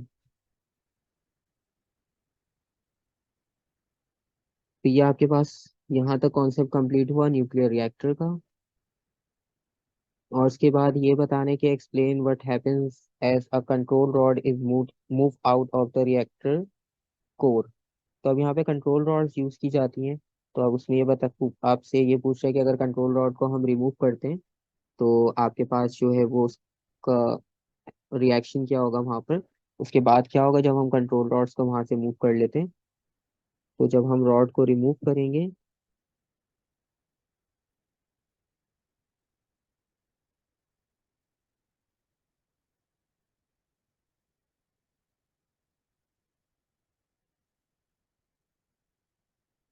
क्योंकि इनका काम ही होता है कि वो रिएक्शन को कंट्रोल करते हैं, तो जो न्यूट्रॉन बम्बार्ड हो रहे हैं तो उनको थोड़ा सा स्लो डाउन करते हैं। तो जब आपने इन्हें दोबारा रिमूव कर दिया तो इसमें आपके पास अब और आपको न्यूट्रॉन्स जो है वो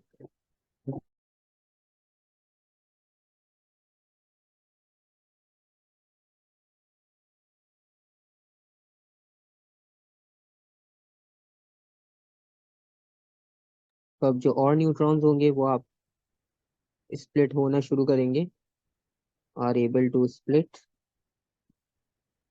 वहाँ पे आपके पास जो परसेंटेज होगा, चांसेस होंगे वो बढ़ जाएंगे कि वो यूरेनियम एटम को स्प्लिट कर सकते हैं, यानी और फिजन रिएक्शन आपके पास अब वहाँ पर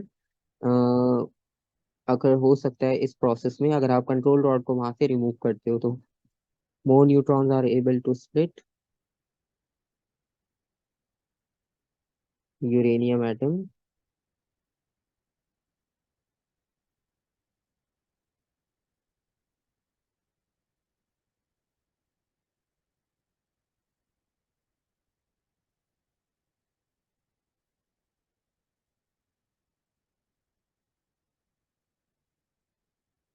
प्लस आपको यहाँ पर और एनर्जी मिल जाएगी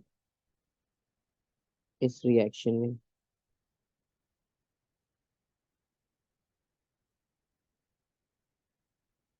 और इसमें आपके पास जो फिजन रिएक्शन है वो भी इंक्रीज हो जाएगा।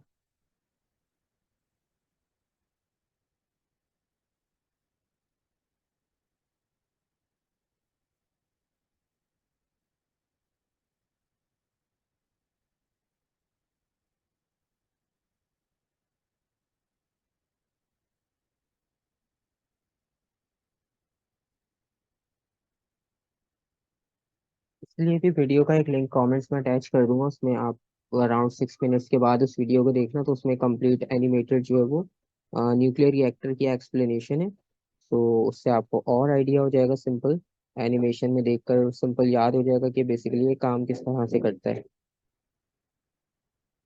अब उसमें नेक्स्ट उन्होंने पूछा कि the nuclear reactor release energy at a steady rate, यानी कांस्टेंट रेट पे वो न्यूक्लियर रिएक्टर एनर्जी रिलीज कर रहा है।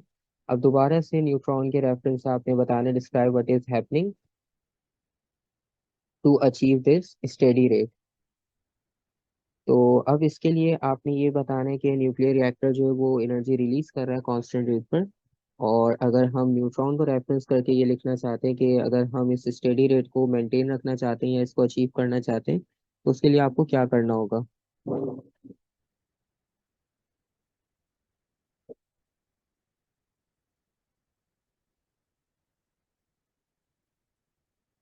तो इसको आंसर करने के लिए हम सिंपल सा ये लिख सकते हैं, क्योंकि नॉर्मली अब हमारे पास जब फिजन रिएक्शन स्टार्ट होता है तो उसके लिए हमें एक ही न्यूट्रॉन रिक्वायर्ड होता है, तो एक ही न्यूट्रॉन की हेल्प से हम इजीली फिजन रिएक्शन को स्टार्ट कर सकते हैं। ठीक है, वो आपके पास एक न्यूक्लियस को हिट करेगा यूरेनियम को और उसके बाद फिजन रिएक्शन आपके पास स्टार्ट हो जाएगा। और इसमें सिंपल आपका आंसर इस तरह से होगा, only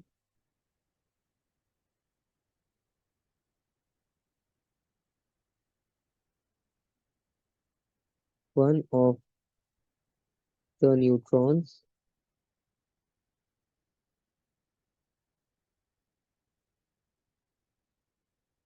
produced in a fission reaction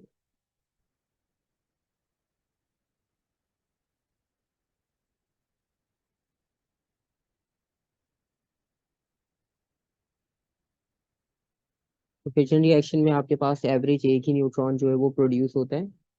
और बाकी जो है वो फिर आगे फर्दर कंटिन्यू करने के लिए वो बाकी जब यूरेनियम के न्यूक्लियस को हिट करेगा तो फिर आपके पास फर्दर वो फिजन कंटिन्यू हो, आपके पास प्रोसेस कंटिन्यू होगा।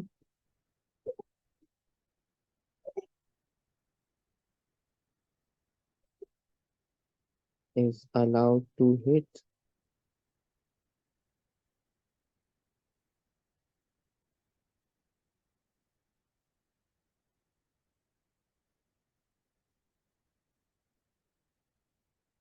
और जो हमने बात की थी कि वो जो तीन आपके पास जो न्यूट्रॉन्स हैं, अब वो तीन प्रीवियस हमने क्वेश्चन में लिखा था कि नॉर्मल तीन आपके पास न्यूट्रॉन्स आपके पास एमिट होते हैं फिजन में। तो एक न्यूट्रॉन हमारे पास जो है वो फिजन रिएक्शन के लिए काफी होगा। अब जो बाकी हैं उसे हमने कंट्रोल करना है, वरना होगा ये कि वो पहले तो हमने एक न्यूट्रॉन हिट किया था न्यूक्लियस के साथ। इनिशियली हमारे पास एक न्यूट्रॉन था, इसको हमने यूरेनियम के न्यूक्लियस से हिट किया, और वो जब स्प्लिट हुआ आपके पास दो न्यूक्लियाई में, और उसके साथ फिर तीन न्यूट्रॉन्स आपके पास और एमिट हुए। तो अब उनमें से एक न्यूट्रॉन हमारे पास काफी होगा फर्दर फिशन रिएक्शन कराने के लिए। तो जो बाकी दो न्यूट्रॉन्स हैं उनको क्या होगा कि वो जो कंट्रोल रॉड्स थी वो उन्हें एब्जॉर्ब कर लेंगी। तो दो न्यूट्रॉन्स को उन्होंने एब्जॉर्ब कर लिया और एक न्यूट्रॉन हमारे पास काफी है। तो स्टेडी रेट पे अगर इसको हमने कंटिन्यू रखना है, यानी एक न्यूट्रॉन ही हिट करे, तो उसके लिए जो है हमारे पास बाकी दो न्यूट्रॉन्स को रॉड्स जो है वो एब्जॉर्ब कर लेगी। तो यहाँ पर जो बाकी दो न्यूट्रॉन्स हैं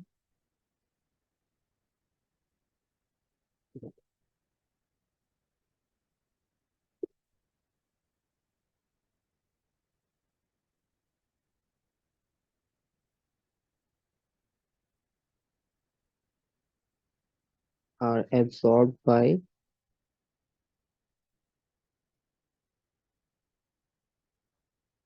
कंट्रोल रॉड्स।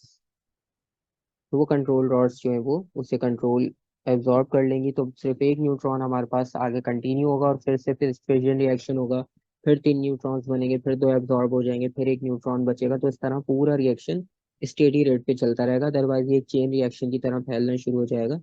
फिर इसको कंट्रोल करना जो है वो मुश्किल होता है। और उसके बाद ये बताना है कि मॉडरेटर का पर्पस क्या होता है। तो मॉडरेटर का नॉर्मल पर्पस ये होता है कि उसमें जो न्यूक्लियर रिएक्शन हो रहा है उसमें न्यूट्रॉन को कंट्रोल करने के लिए, न्यूट्रॉन को स्लो डाउन करने के लिए जो है वो हम मॉडरेटर यूज करते हैं। नॉर्मली अब तो वाटर भी यूज किया जाता है मॉडरेटर्स के तौर पे। तो अब हम उसे वाटर को भी एज अ मॉडरेटर यूज कर सकते हैं।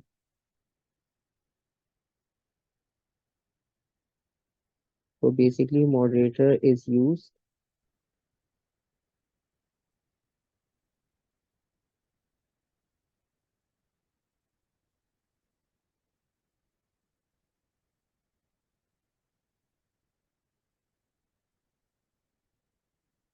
To slow down the neutrons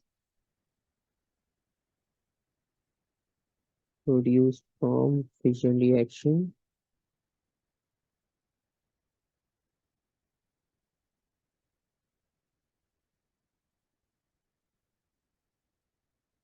और अब इसमें आपके पास जो है वो मॉडरेटर जब हम यूज करते हैं, क्योंकि रिएक्शन आपने कंटिन्यू रखना है, तो अब न्यूट्रॉन्स को हमने स्लो डाउन कर लिया, तो न्यूट्रॉन जब स्लो डाउन होंगे तो आपके पास हाई प्रोबेबिलिटी होगी कि वो यूरेनियम को जाकर हिट कर सकते हैं।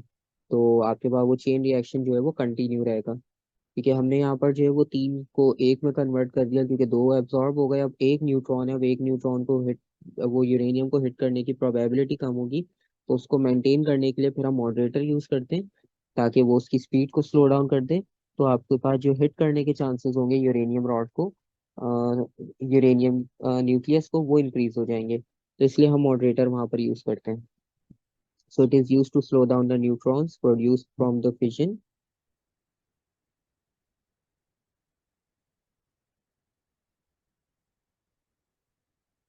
and the probability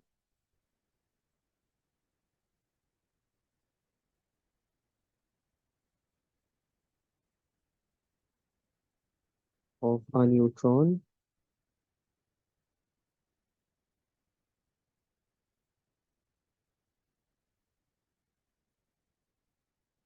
interacting with uranium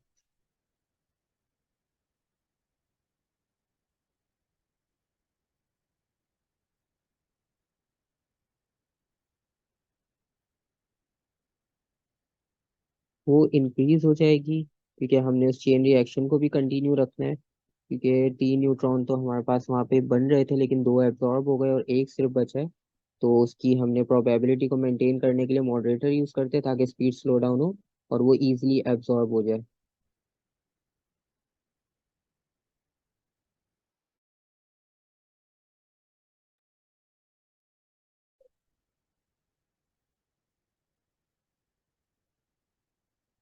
to maintain the reaction. तो एक बार आप इसकी कंप्लीट वर्किंग देख लेना, आपको आइडिया होगा। अगर कंप्लीट वर्किंग आपको याद है तो ये सारे पॉइंट्स बेसिकली उसी से रिलेटेड हैं। और अगर नहीं भी याद थे तो उसको एक बार आप दोबारा स्टडी कर लोगे तो सारा आपको न्यूक्लियर रिएक्शन फिर से रिवाइज हो जाएगा।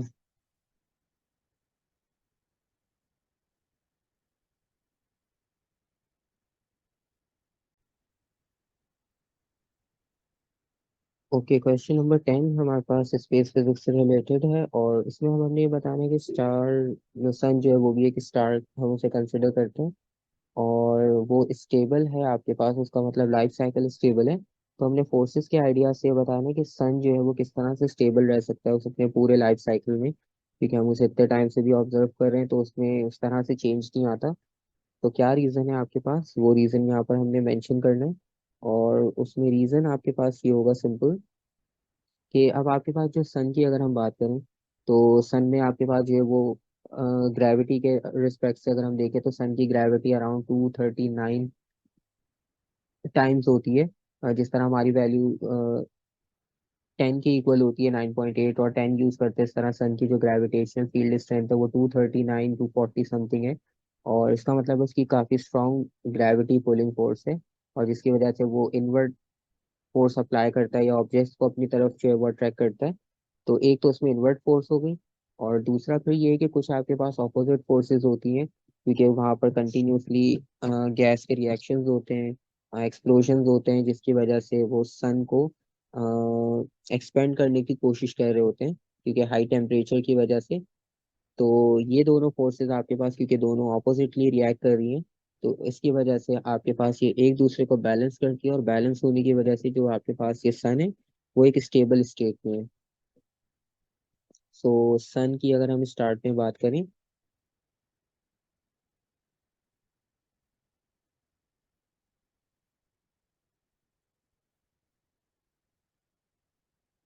तो strong force of gravity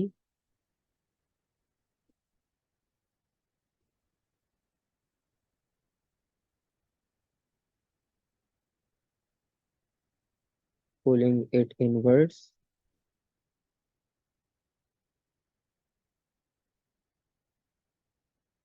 and it is balanced by, उसको बैलेंस करने के लिए हमें ऑपोजिट फोर्स चाहिए होगी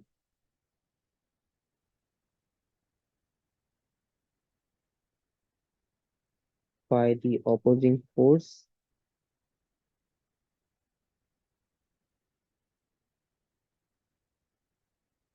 trying to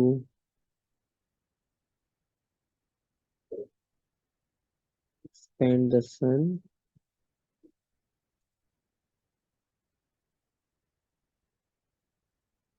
due to high temperature, क्योंकि रिएक्शंस की वजह से टेम्परेचर वहाँ इतना हाई होता है इसकी वजह से वो कुछ फोर्सेस उसे एक्सपेंड करने में यूज होती हैं। लेकिन ये दोनों फोर्सेस क्योंकि ऑपोजिट हैं तो when forces are balanced,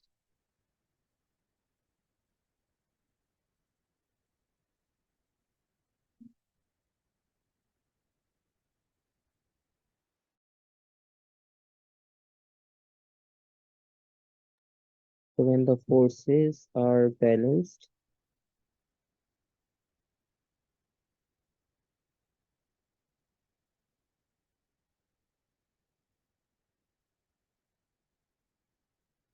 the star is in a stable state।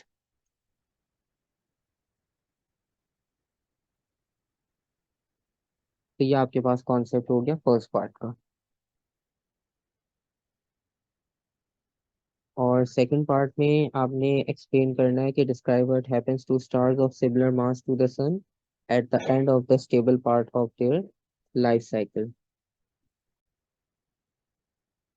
तो इसमें अगर आप इसके लाइफ साइकिल को थोड़ा सा पहले यहाँ समझ लो तो इसका लाइफ साइकिल कुछ इस तरह से होगा। लेट सपोज अगर हम एक स्टेबल स्टार से स्टार्ट करते हैं तो इनिशियली हमारे पास एक स्टेबल स्टार है।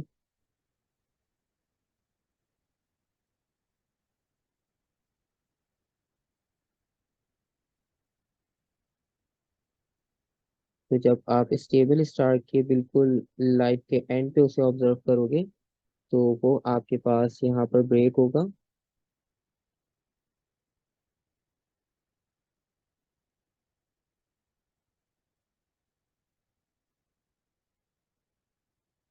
ठीक है, और वो हमारे पास जो नेक्स्ट कॉन्सेप्ट होगा वो रेड जाइंट का होगा।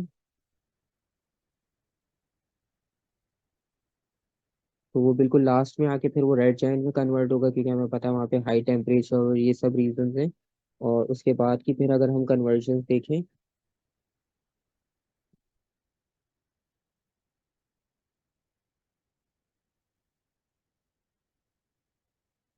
तो आपके पास उसके रिजल्ट में फिर आपको कुछ और चीज़ें यहाँ पर मिल जाएंगी। जैसे कि यहाँ पर ये जो प्लेनेटरी नेब्यूला मिलेगा आपको एक,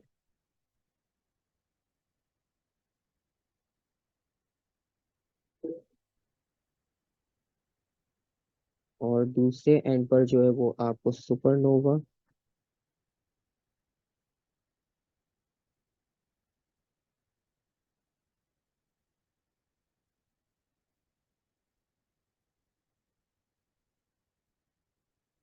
तो यहाँ पर ये सुपरनोवा में कन्वर्ट होगा और नेब्यूला में।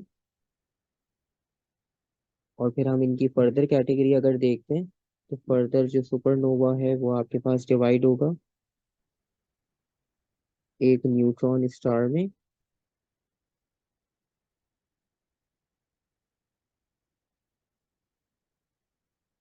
और ये कन्वर्ट हो जाएगा एक ब्लैक होल में।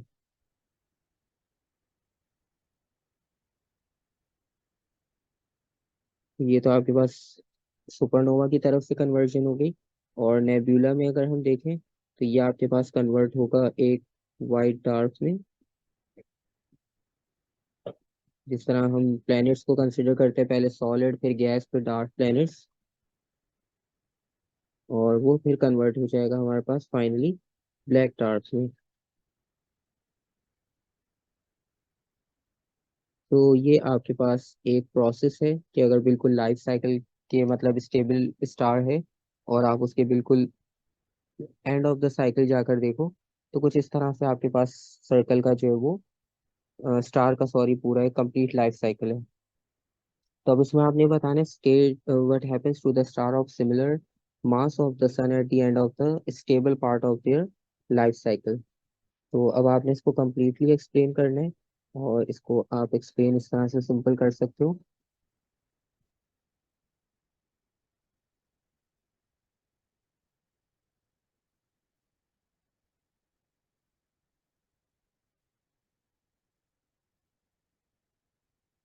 that when a star it starts to run out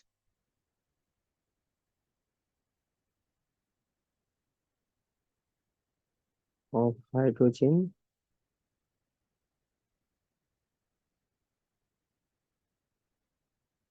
a fuel for nuclear reaction,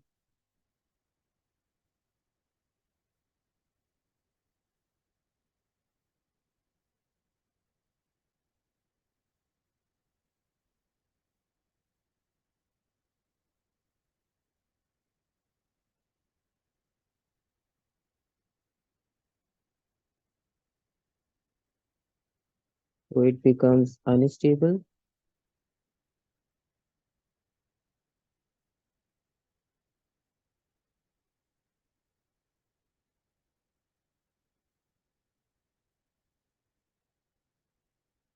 और जब ये आपके पास होगा कि रन आउट हो जाएगा वो आपके पास हाइड्रोजन से जो फ्यूल है आपके पास न्यूक्लियर रिएक्शन का वो अनस्टेबल होगा। इसकी ये रीजन में आपके पास जो एनर्जी होगी वो डिक्रीज होगी। यानी लेस एनर्जी मिलेगी हमें यहाँ पर। तो there is less energy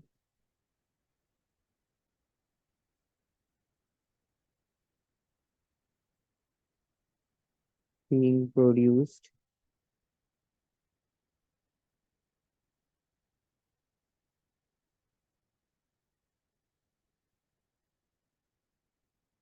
by nuclear fusion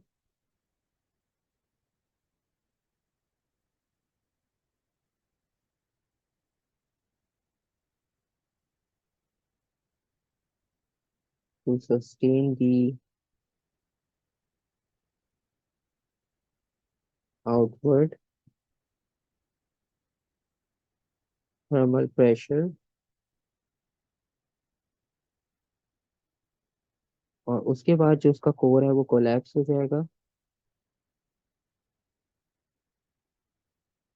and the core collapse inward. तो जो डार्क होल का कॉन्सेप्ट है वो भी इसी तरह से आपके पास स्ट्रॉन्ग ग्रेविटी की वजह से वो इंटरनली कोलैप्स होता है। और इंटरनल कोलैप्स होने का रीजन ये है क्योंकि वहाँ पे स्ट्रॉन्ग ग्रेविटेशनल पुल होगा, स्ट्रॉन्ग ग्रेविटेशनल फोर्स होगी। तो इसकी वजह से जब रिएक्शन आपके पास उसका फ्यूल रन आउट होना शुरू होगा तो ग्रेविटेशनल की वजह से वो इनवर्ट पुल होगा।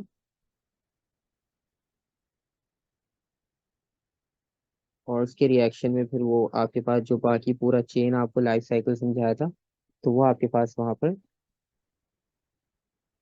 उस तरह से फॉलो होगा।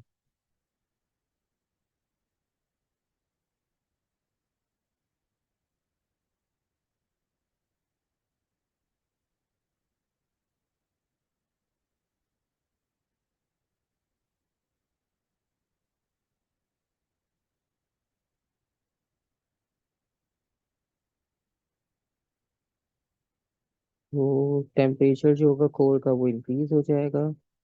तो core becomes hotter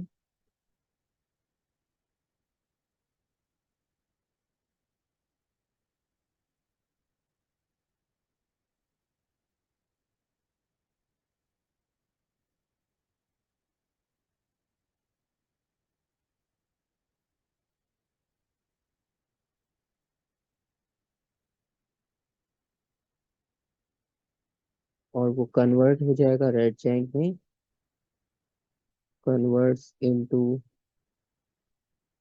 red giant.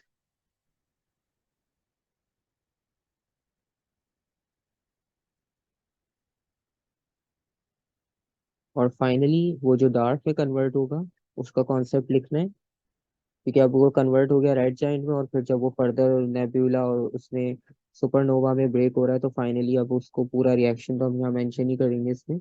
तो फाइनली वो एंड देन इट shrinks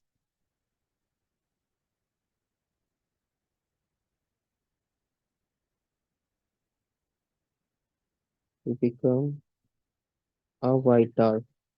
तो ये एक सिंपल सा कॉन्सेप्ट आपके पास यहाँ पर आपको एक समझ आएगा कि वो जो डार्क होल की थ्योरी है किस तरह से वर्क करती है। तो ये सब प्रोसेस इन्वॉल्व होते हैं वहाँ पर कि टेम्परेचर इंक्रीज होने की वजह से वो आपके पास हाइड्रोजन फ्यूल जब आउट होगा तो वो रिएक्शन जो है वो तो वहाँ पे कंटिन्यू हो ही जाएगा। ठीक है। और उसके बाद फिर बाकी चीज़ें जो है वो अब जितना भी टेम्परेचर है वो कन्वर्ट हो जाएगा वहाँ पर रेड जाइंट में। और रेड जाइंट के बाद जब इतना हाई टेम्परेचर होगा तो जाहिर सी बात है वो एनर्जी के फॉर्म में रिलीज करेगा। और डिफरेंट आपके पास यहाँ पर ये एलिमेंट्स बनेंगे जिसमें सुपरनोवा नेब्यूला होगा। और फाइनली वो श्रिंक होने के बाद जो है वो व्हाइट डार्क में कन्वर्ट हो जाएगा। और पार्ट सी में है the orbital speed of earth around the sun is 30 kilometre per second. Use this value to calculate the distance of earth from the sun. तो यहाँ पर आपके पास स्पीड गिवन है that is 30 kilometre per second. और use this value to calculate the distance of the earth from the sun. तो orbital speed है, orbital speed का हम सिंपल फॉर्मूला यूज करते हैं। v is equals to 2 pi r/t। हमने यहाँ पे डिस्टेंस फाइंड आउट करना है दैट इज r। तो v t/2 pi is equals to r। और वी की वैल्यू हमारे पास गिवन है 30 किलोमीटर पर सेकेंड। तो इस 30 किलोमीटर पर सेकेंड को हम यहाँ पर एज अ स्पीड यूज कर लेंगे। और जो टाइम की बात है, तो टाइम के लिए अब आपको पता है कि अर्थ की बात कर रहे हैं।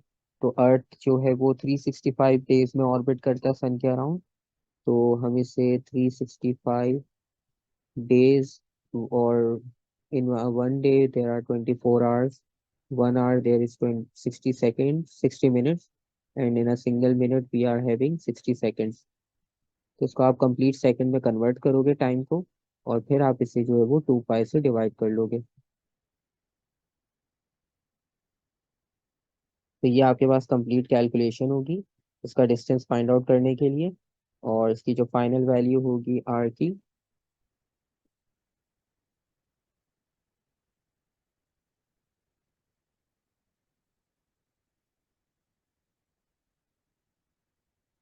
कुछ इस तरह से आपके पास वैल्यू बनेगी किलोमीटर्स में, क्योंकि हमने पर स्पीड किलोमीटर पर सेकंड में लिए। और उसको अब आप एक्सपोनेंट में कन्वर्ट कर रहे हो, तो 1 2 3 4 5 डेसिमल शिफ्ट कर रहे हैं हम यहाँ पर। तो that will be equal to 1.5 into 10 to the power 5 kilometres. और अब हम इसको सिंपल मीटर में कन्वर्ट करना चाहें, तो किलो की जगह पे 1000 यानी 3 zeros और ऐड कर लेंगे। तो सिंपल ये आपके पास 1.5 10 टू दी पावर 8 हो जाएगा, क्योंकि किलोमीटर में 10 टू दी पावर 3 3 और ऐड हो जाएगा। और फाइनल आपके पास यूनिट होगा मीटर्स। तो मीटर्स में भी लिख सकते हो, किलोमीटर्स में भी। अगर आप मीटर्स में लिख रहे हो तो उसके लिए वैल्यू सही लिखना है, और किलोमीटर्स में लिख रहे हो उसके लिए वैल्यू सही लिखनी है आपने। तो आप उसके अकॉर्डिंगली उसे कन्वर्ट करके लिख सकते हो। कैलकुलेशन एक बार चेक कर लेना।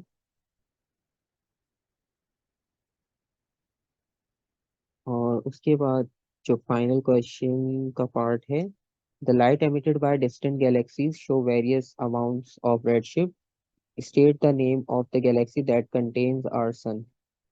सो फर्स्ट आपने जो है वो गैलेक्सी का नाम लिखना है जो हमारी सन कंटेन करती है। तो सिंपल सा कॉन्सेप्ट है मिल्की वे। तो मिल्की वे उस गैलेक्सी का नाम है जो सन के अराउंड आपके पास है। और what is meant by redshift and describe how it is caused. So redshift का कॉन्सेप्ट इस तरह से है कि जब आप किसी कॉन्सेप्ट की एग्जांपल लो, जस्ट लाइक जो डॉपलर्स इफेक्ट का कॉन्सेप्ट होता है, कि अगर कोई आपके पास एम्बुलेंस आपके क्लोज मूव कर रही हो, आपसे अवे मूव कर रही है, तो जब वो क्लोज मूव करती है तो उसकी फ्रीक्वेंसी इंक्रीज होती है, वेवलेंथ शॉर्ट हो जाती है। और जब वो दूर मूव कर रही होगी तो उसकी फ्रीक्वेंसी जो है वो डिक्रीज हो जाएगी, उसकी वेवलेंथ इंक्रीज होगी। तो सेम कॉन्सेप्ट होता है प्लैनेट्स के लिए। और प्लैनेट्स में भी ये होता है कि जब आपके पास प्लैनेट्स जो है वो आपके क्लोज मूव कर रहे होंगे, तो क्लोज मूव करने में उनकी वेवलेंथ डिक्रीज हो जाएगी और फ्रीक्वेंसी इंक्रीज हो जाएगी। और जब वो आपसे दूर मूव करेंगे तो उनकी फ्रीक्वेंसी डिक्रीज होगी और उनकी वेवलेंथ इंक्रीज हो जाएगी।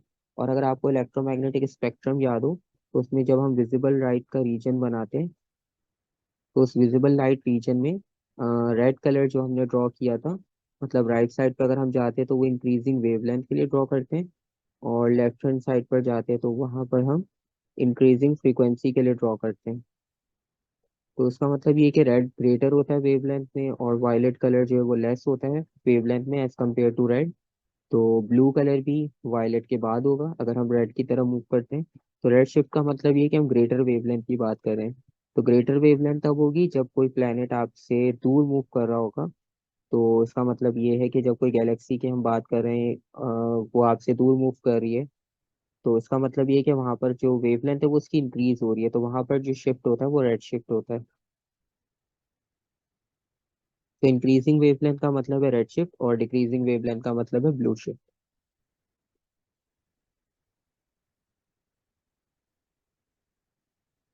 तो लेट्स सपोज इफ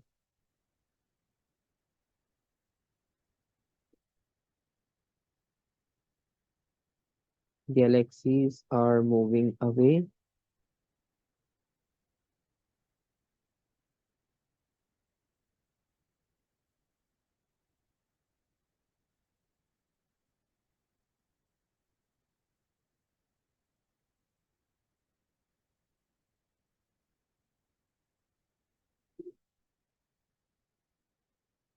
उनका जो वेवलेंथ है वो इंक्रीज होगा,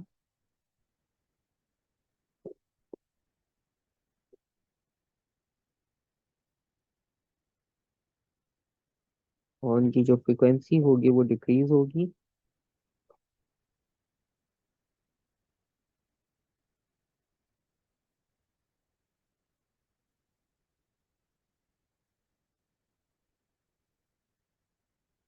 तो वो जो वेवलेंथ का इंक्रीज है,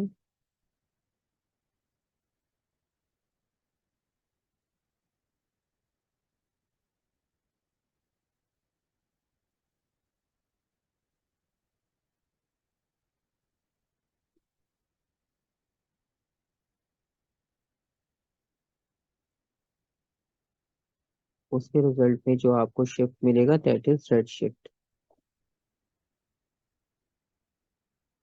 और part three, an astronomer compares the spectrum of the light emitted by the sun with the spectrum of the light emitted by the distant galaxies P and Q, and figure 10.1 shows the same four lines as observed in all three spectrums. So increasing wavelength के accordingly आपके पास सन और Galaxy P और Galaxy Q को represent किया उनका spectrum. उसके accordingly आपने answer करना है कि आपको क्या ऑब्जर्वेशन मिल रही है। तो इसका मतलब ये है कि अगर हम क्यू की बात करें तो उसका स्पेक्ट्रम थोड़ा सा डिफरेंट होगा पी से, क्योंकि जो पी है उसका जो शिफ्ट है वो आपके पास लार्ज होगा। ये भी आपके पास आपको लेक्चर में मिल जाएगा कि उनका जब हम स्पेक्ट्रम डिस्कस करते हैं तो किसका स्पेक्ट्रम जो है वो इंक्रीज डिक्रीज का कॉन्सेप्ट किस तरह से वेरी करता है। और क्यू जो है वो आपके पास फास्ट मूव कर रहा है, तो Q is faster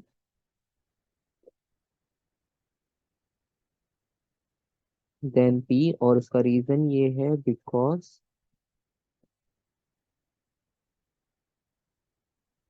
Q has larger red shift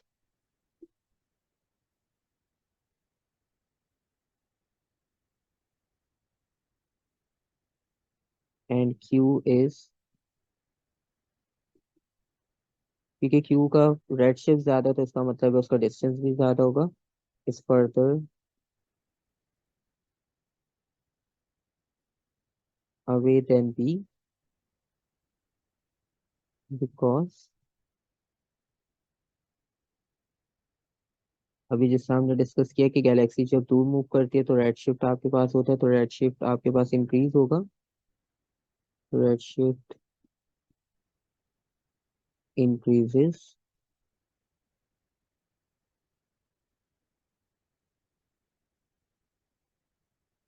with increase in distance. तो डिस्टेंस इंक्रीज करने के साथ आपके पास रेड शिफ्ट भी इंक्रीज होगा। और दूसरा ये कि इसमें क्यू जो है वो फास्ट मूव कर रहा है और क्यू गैलेक्सी फास्ट मूव कर रही है, इसकी वजह से उसका रेड शिफ्ट जो है वो, आप वेवलेंथ की वजह से देखो देखो ये आपके पास स्पेक्ट्रम का जो शिफ्ट आ रहा है यहाँ पर। अब आप पी को देखो, पी का जो स्पेक्ट्रम है वो एस सन से ग्रेटर है, ठीक है, वेवलेंथ इंक्रीज हो रही है। तो यहाँ पर ये जो डिस्टेंस आपके पास जितना ही आगे शिफ्ट हो रहा है इसका मतलब इससे पहले वाली वेव्स का जो वेवलेंथ है वो इंक्रीज हो रहा है, इसलिए आपके पास बाकी वेव्स आगे की तरफ शिफ्ट हो रही है।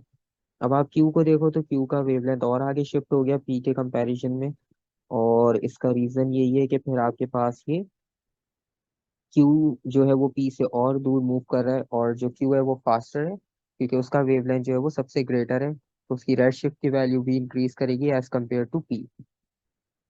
तो ये आपके पास स्पेसिमेन पेपर था 23 के लिए। और नेक्स्ट इसी तरह आपकी फिर जो भी रिमेनिंग पेपर्स की जो सॉल्यूशंस होंगे वो भी टाइम टू टाइम अपडेट आपको मिल जाएगी। Okay, till then take care, अल्लाह हाफिज।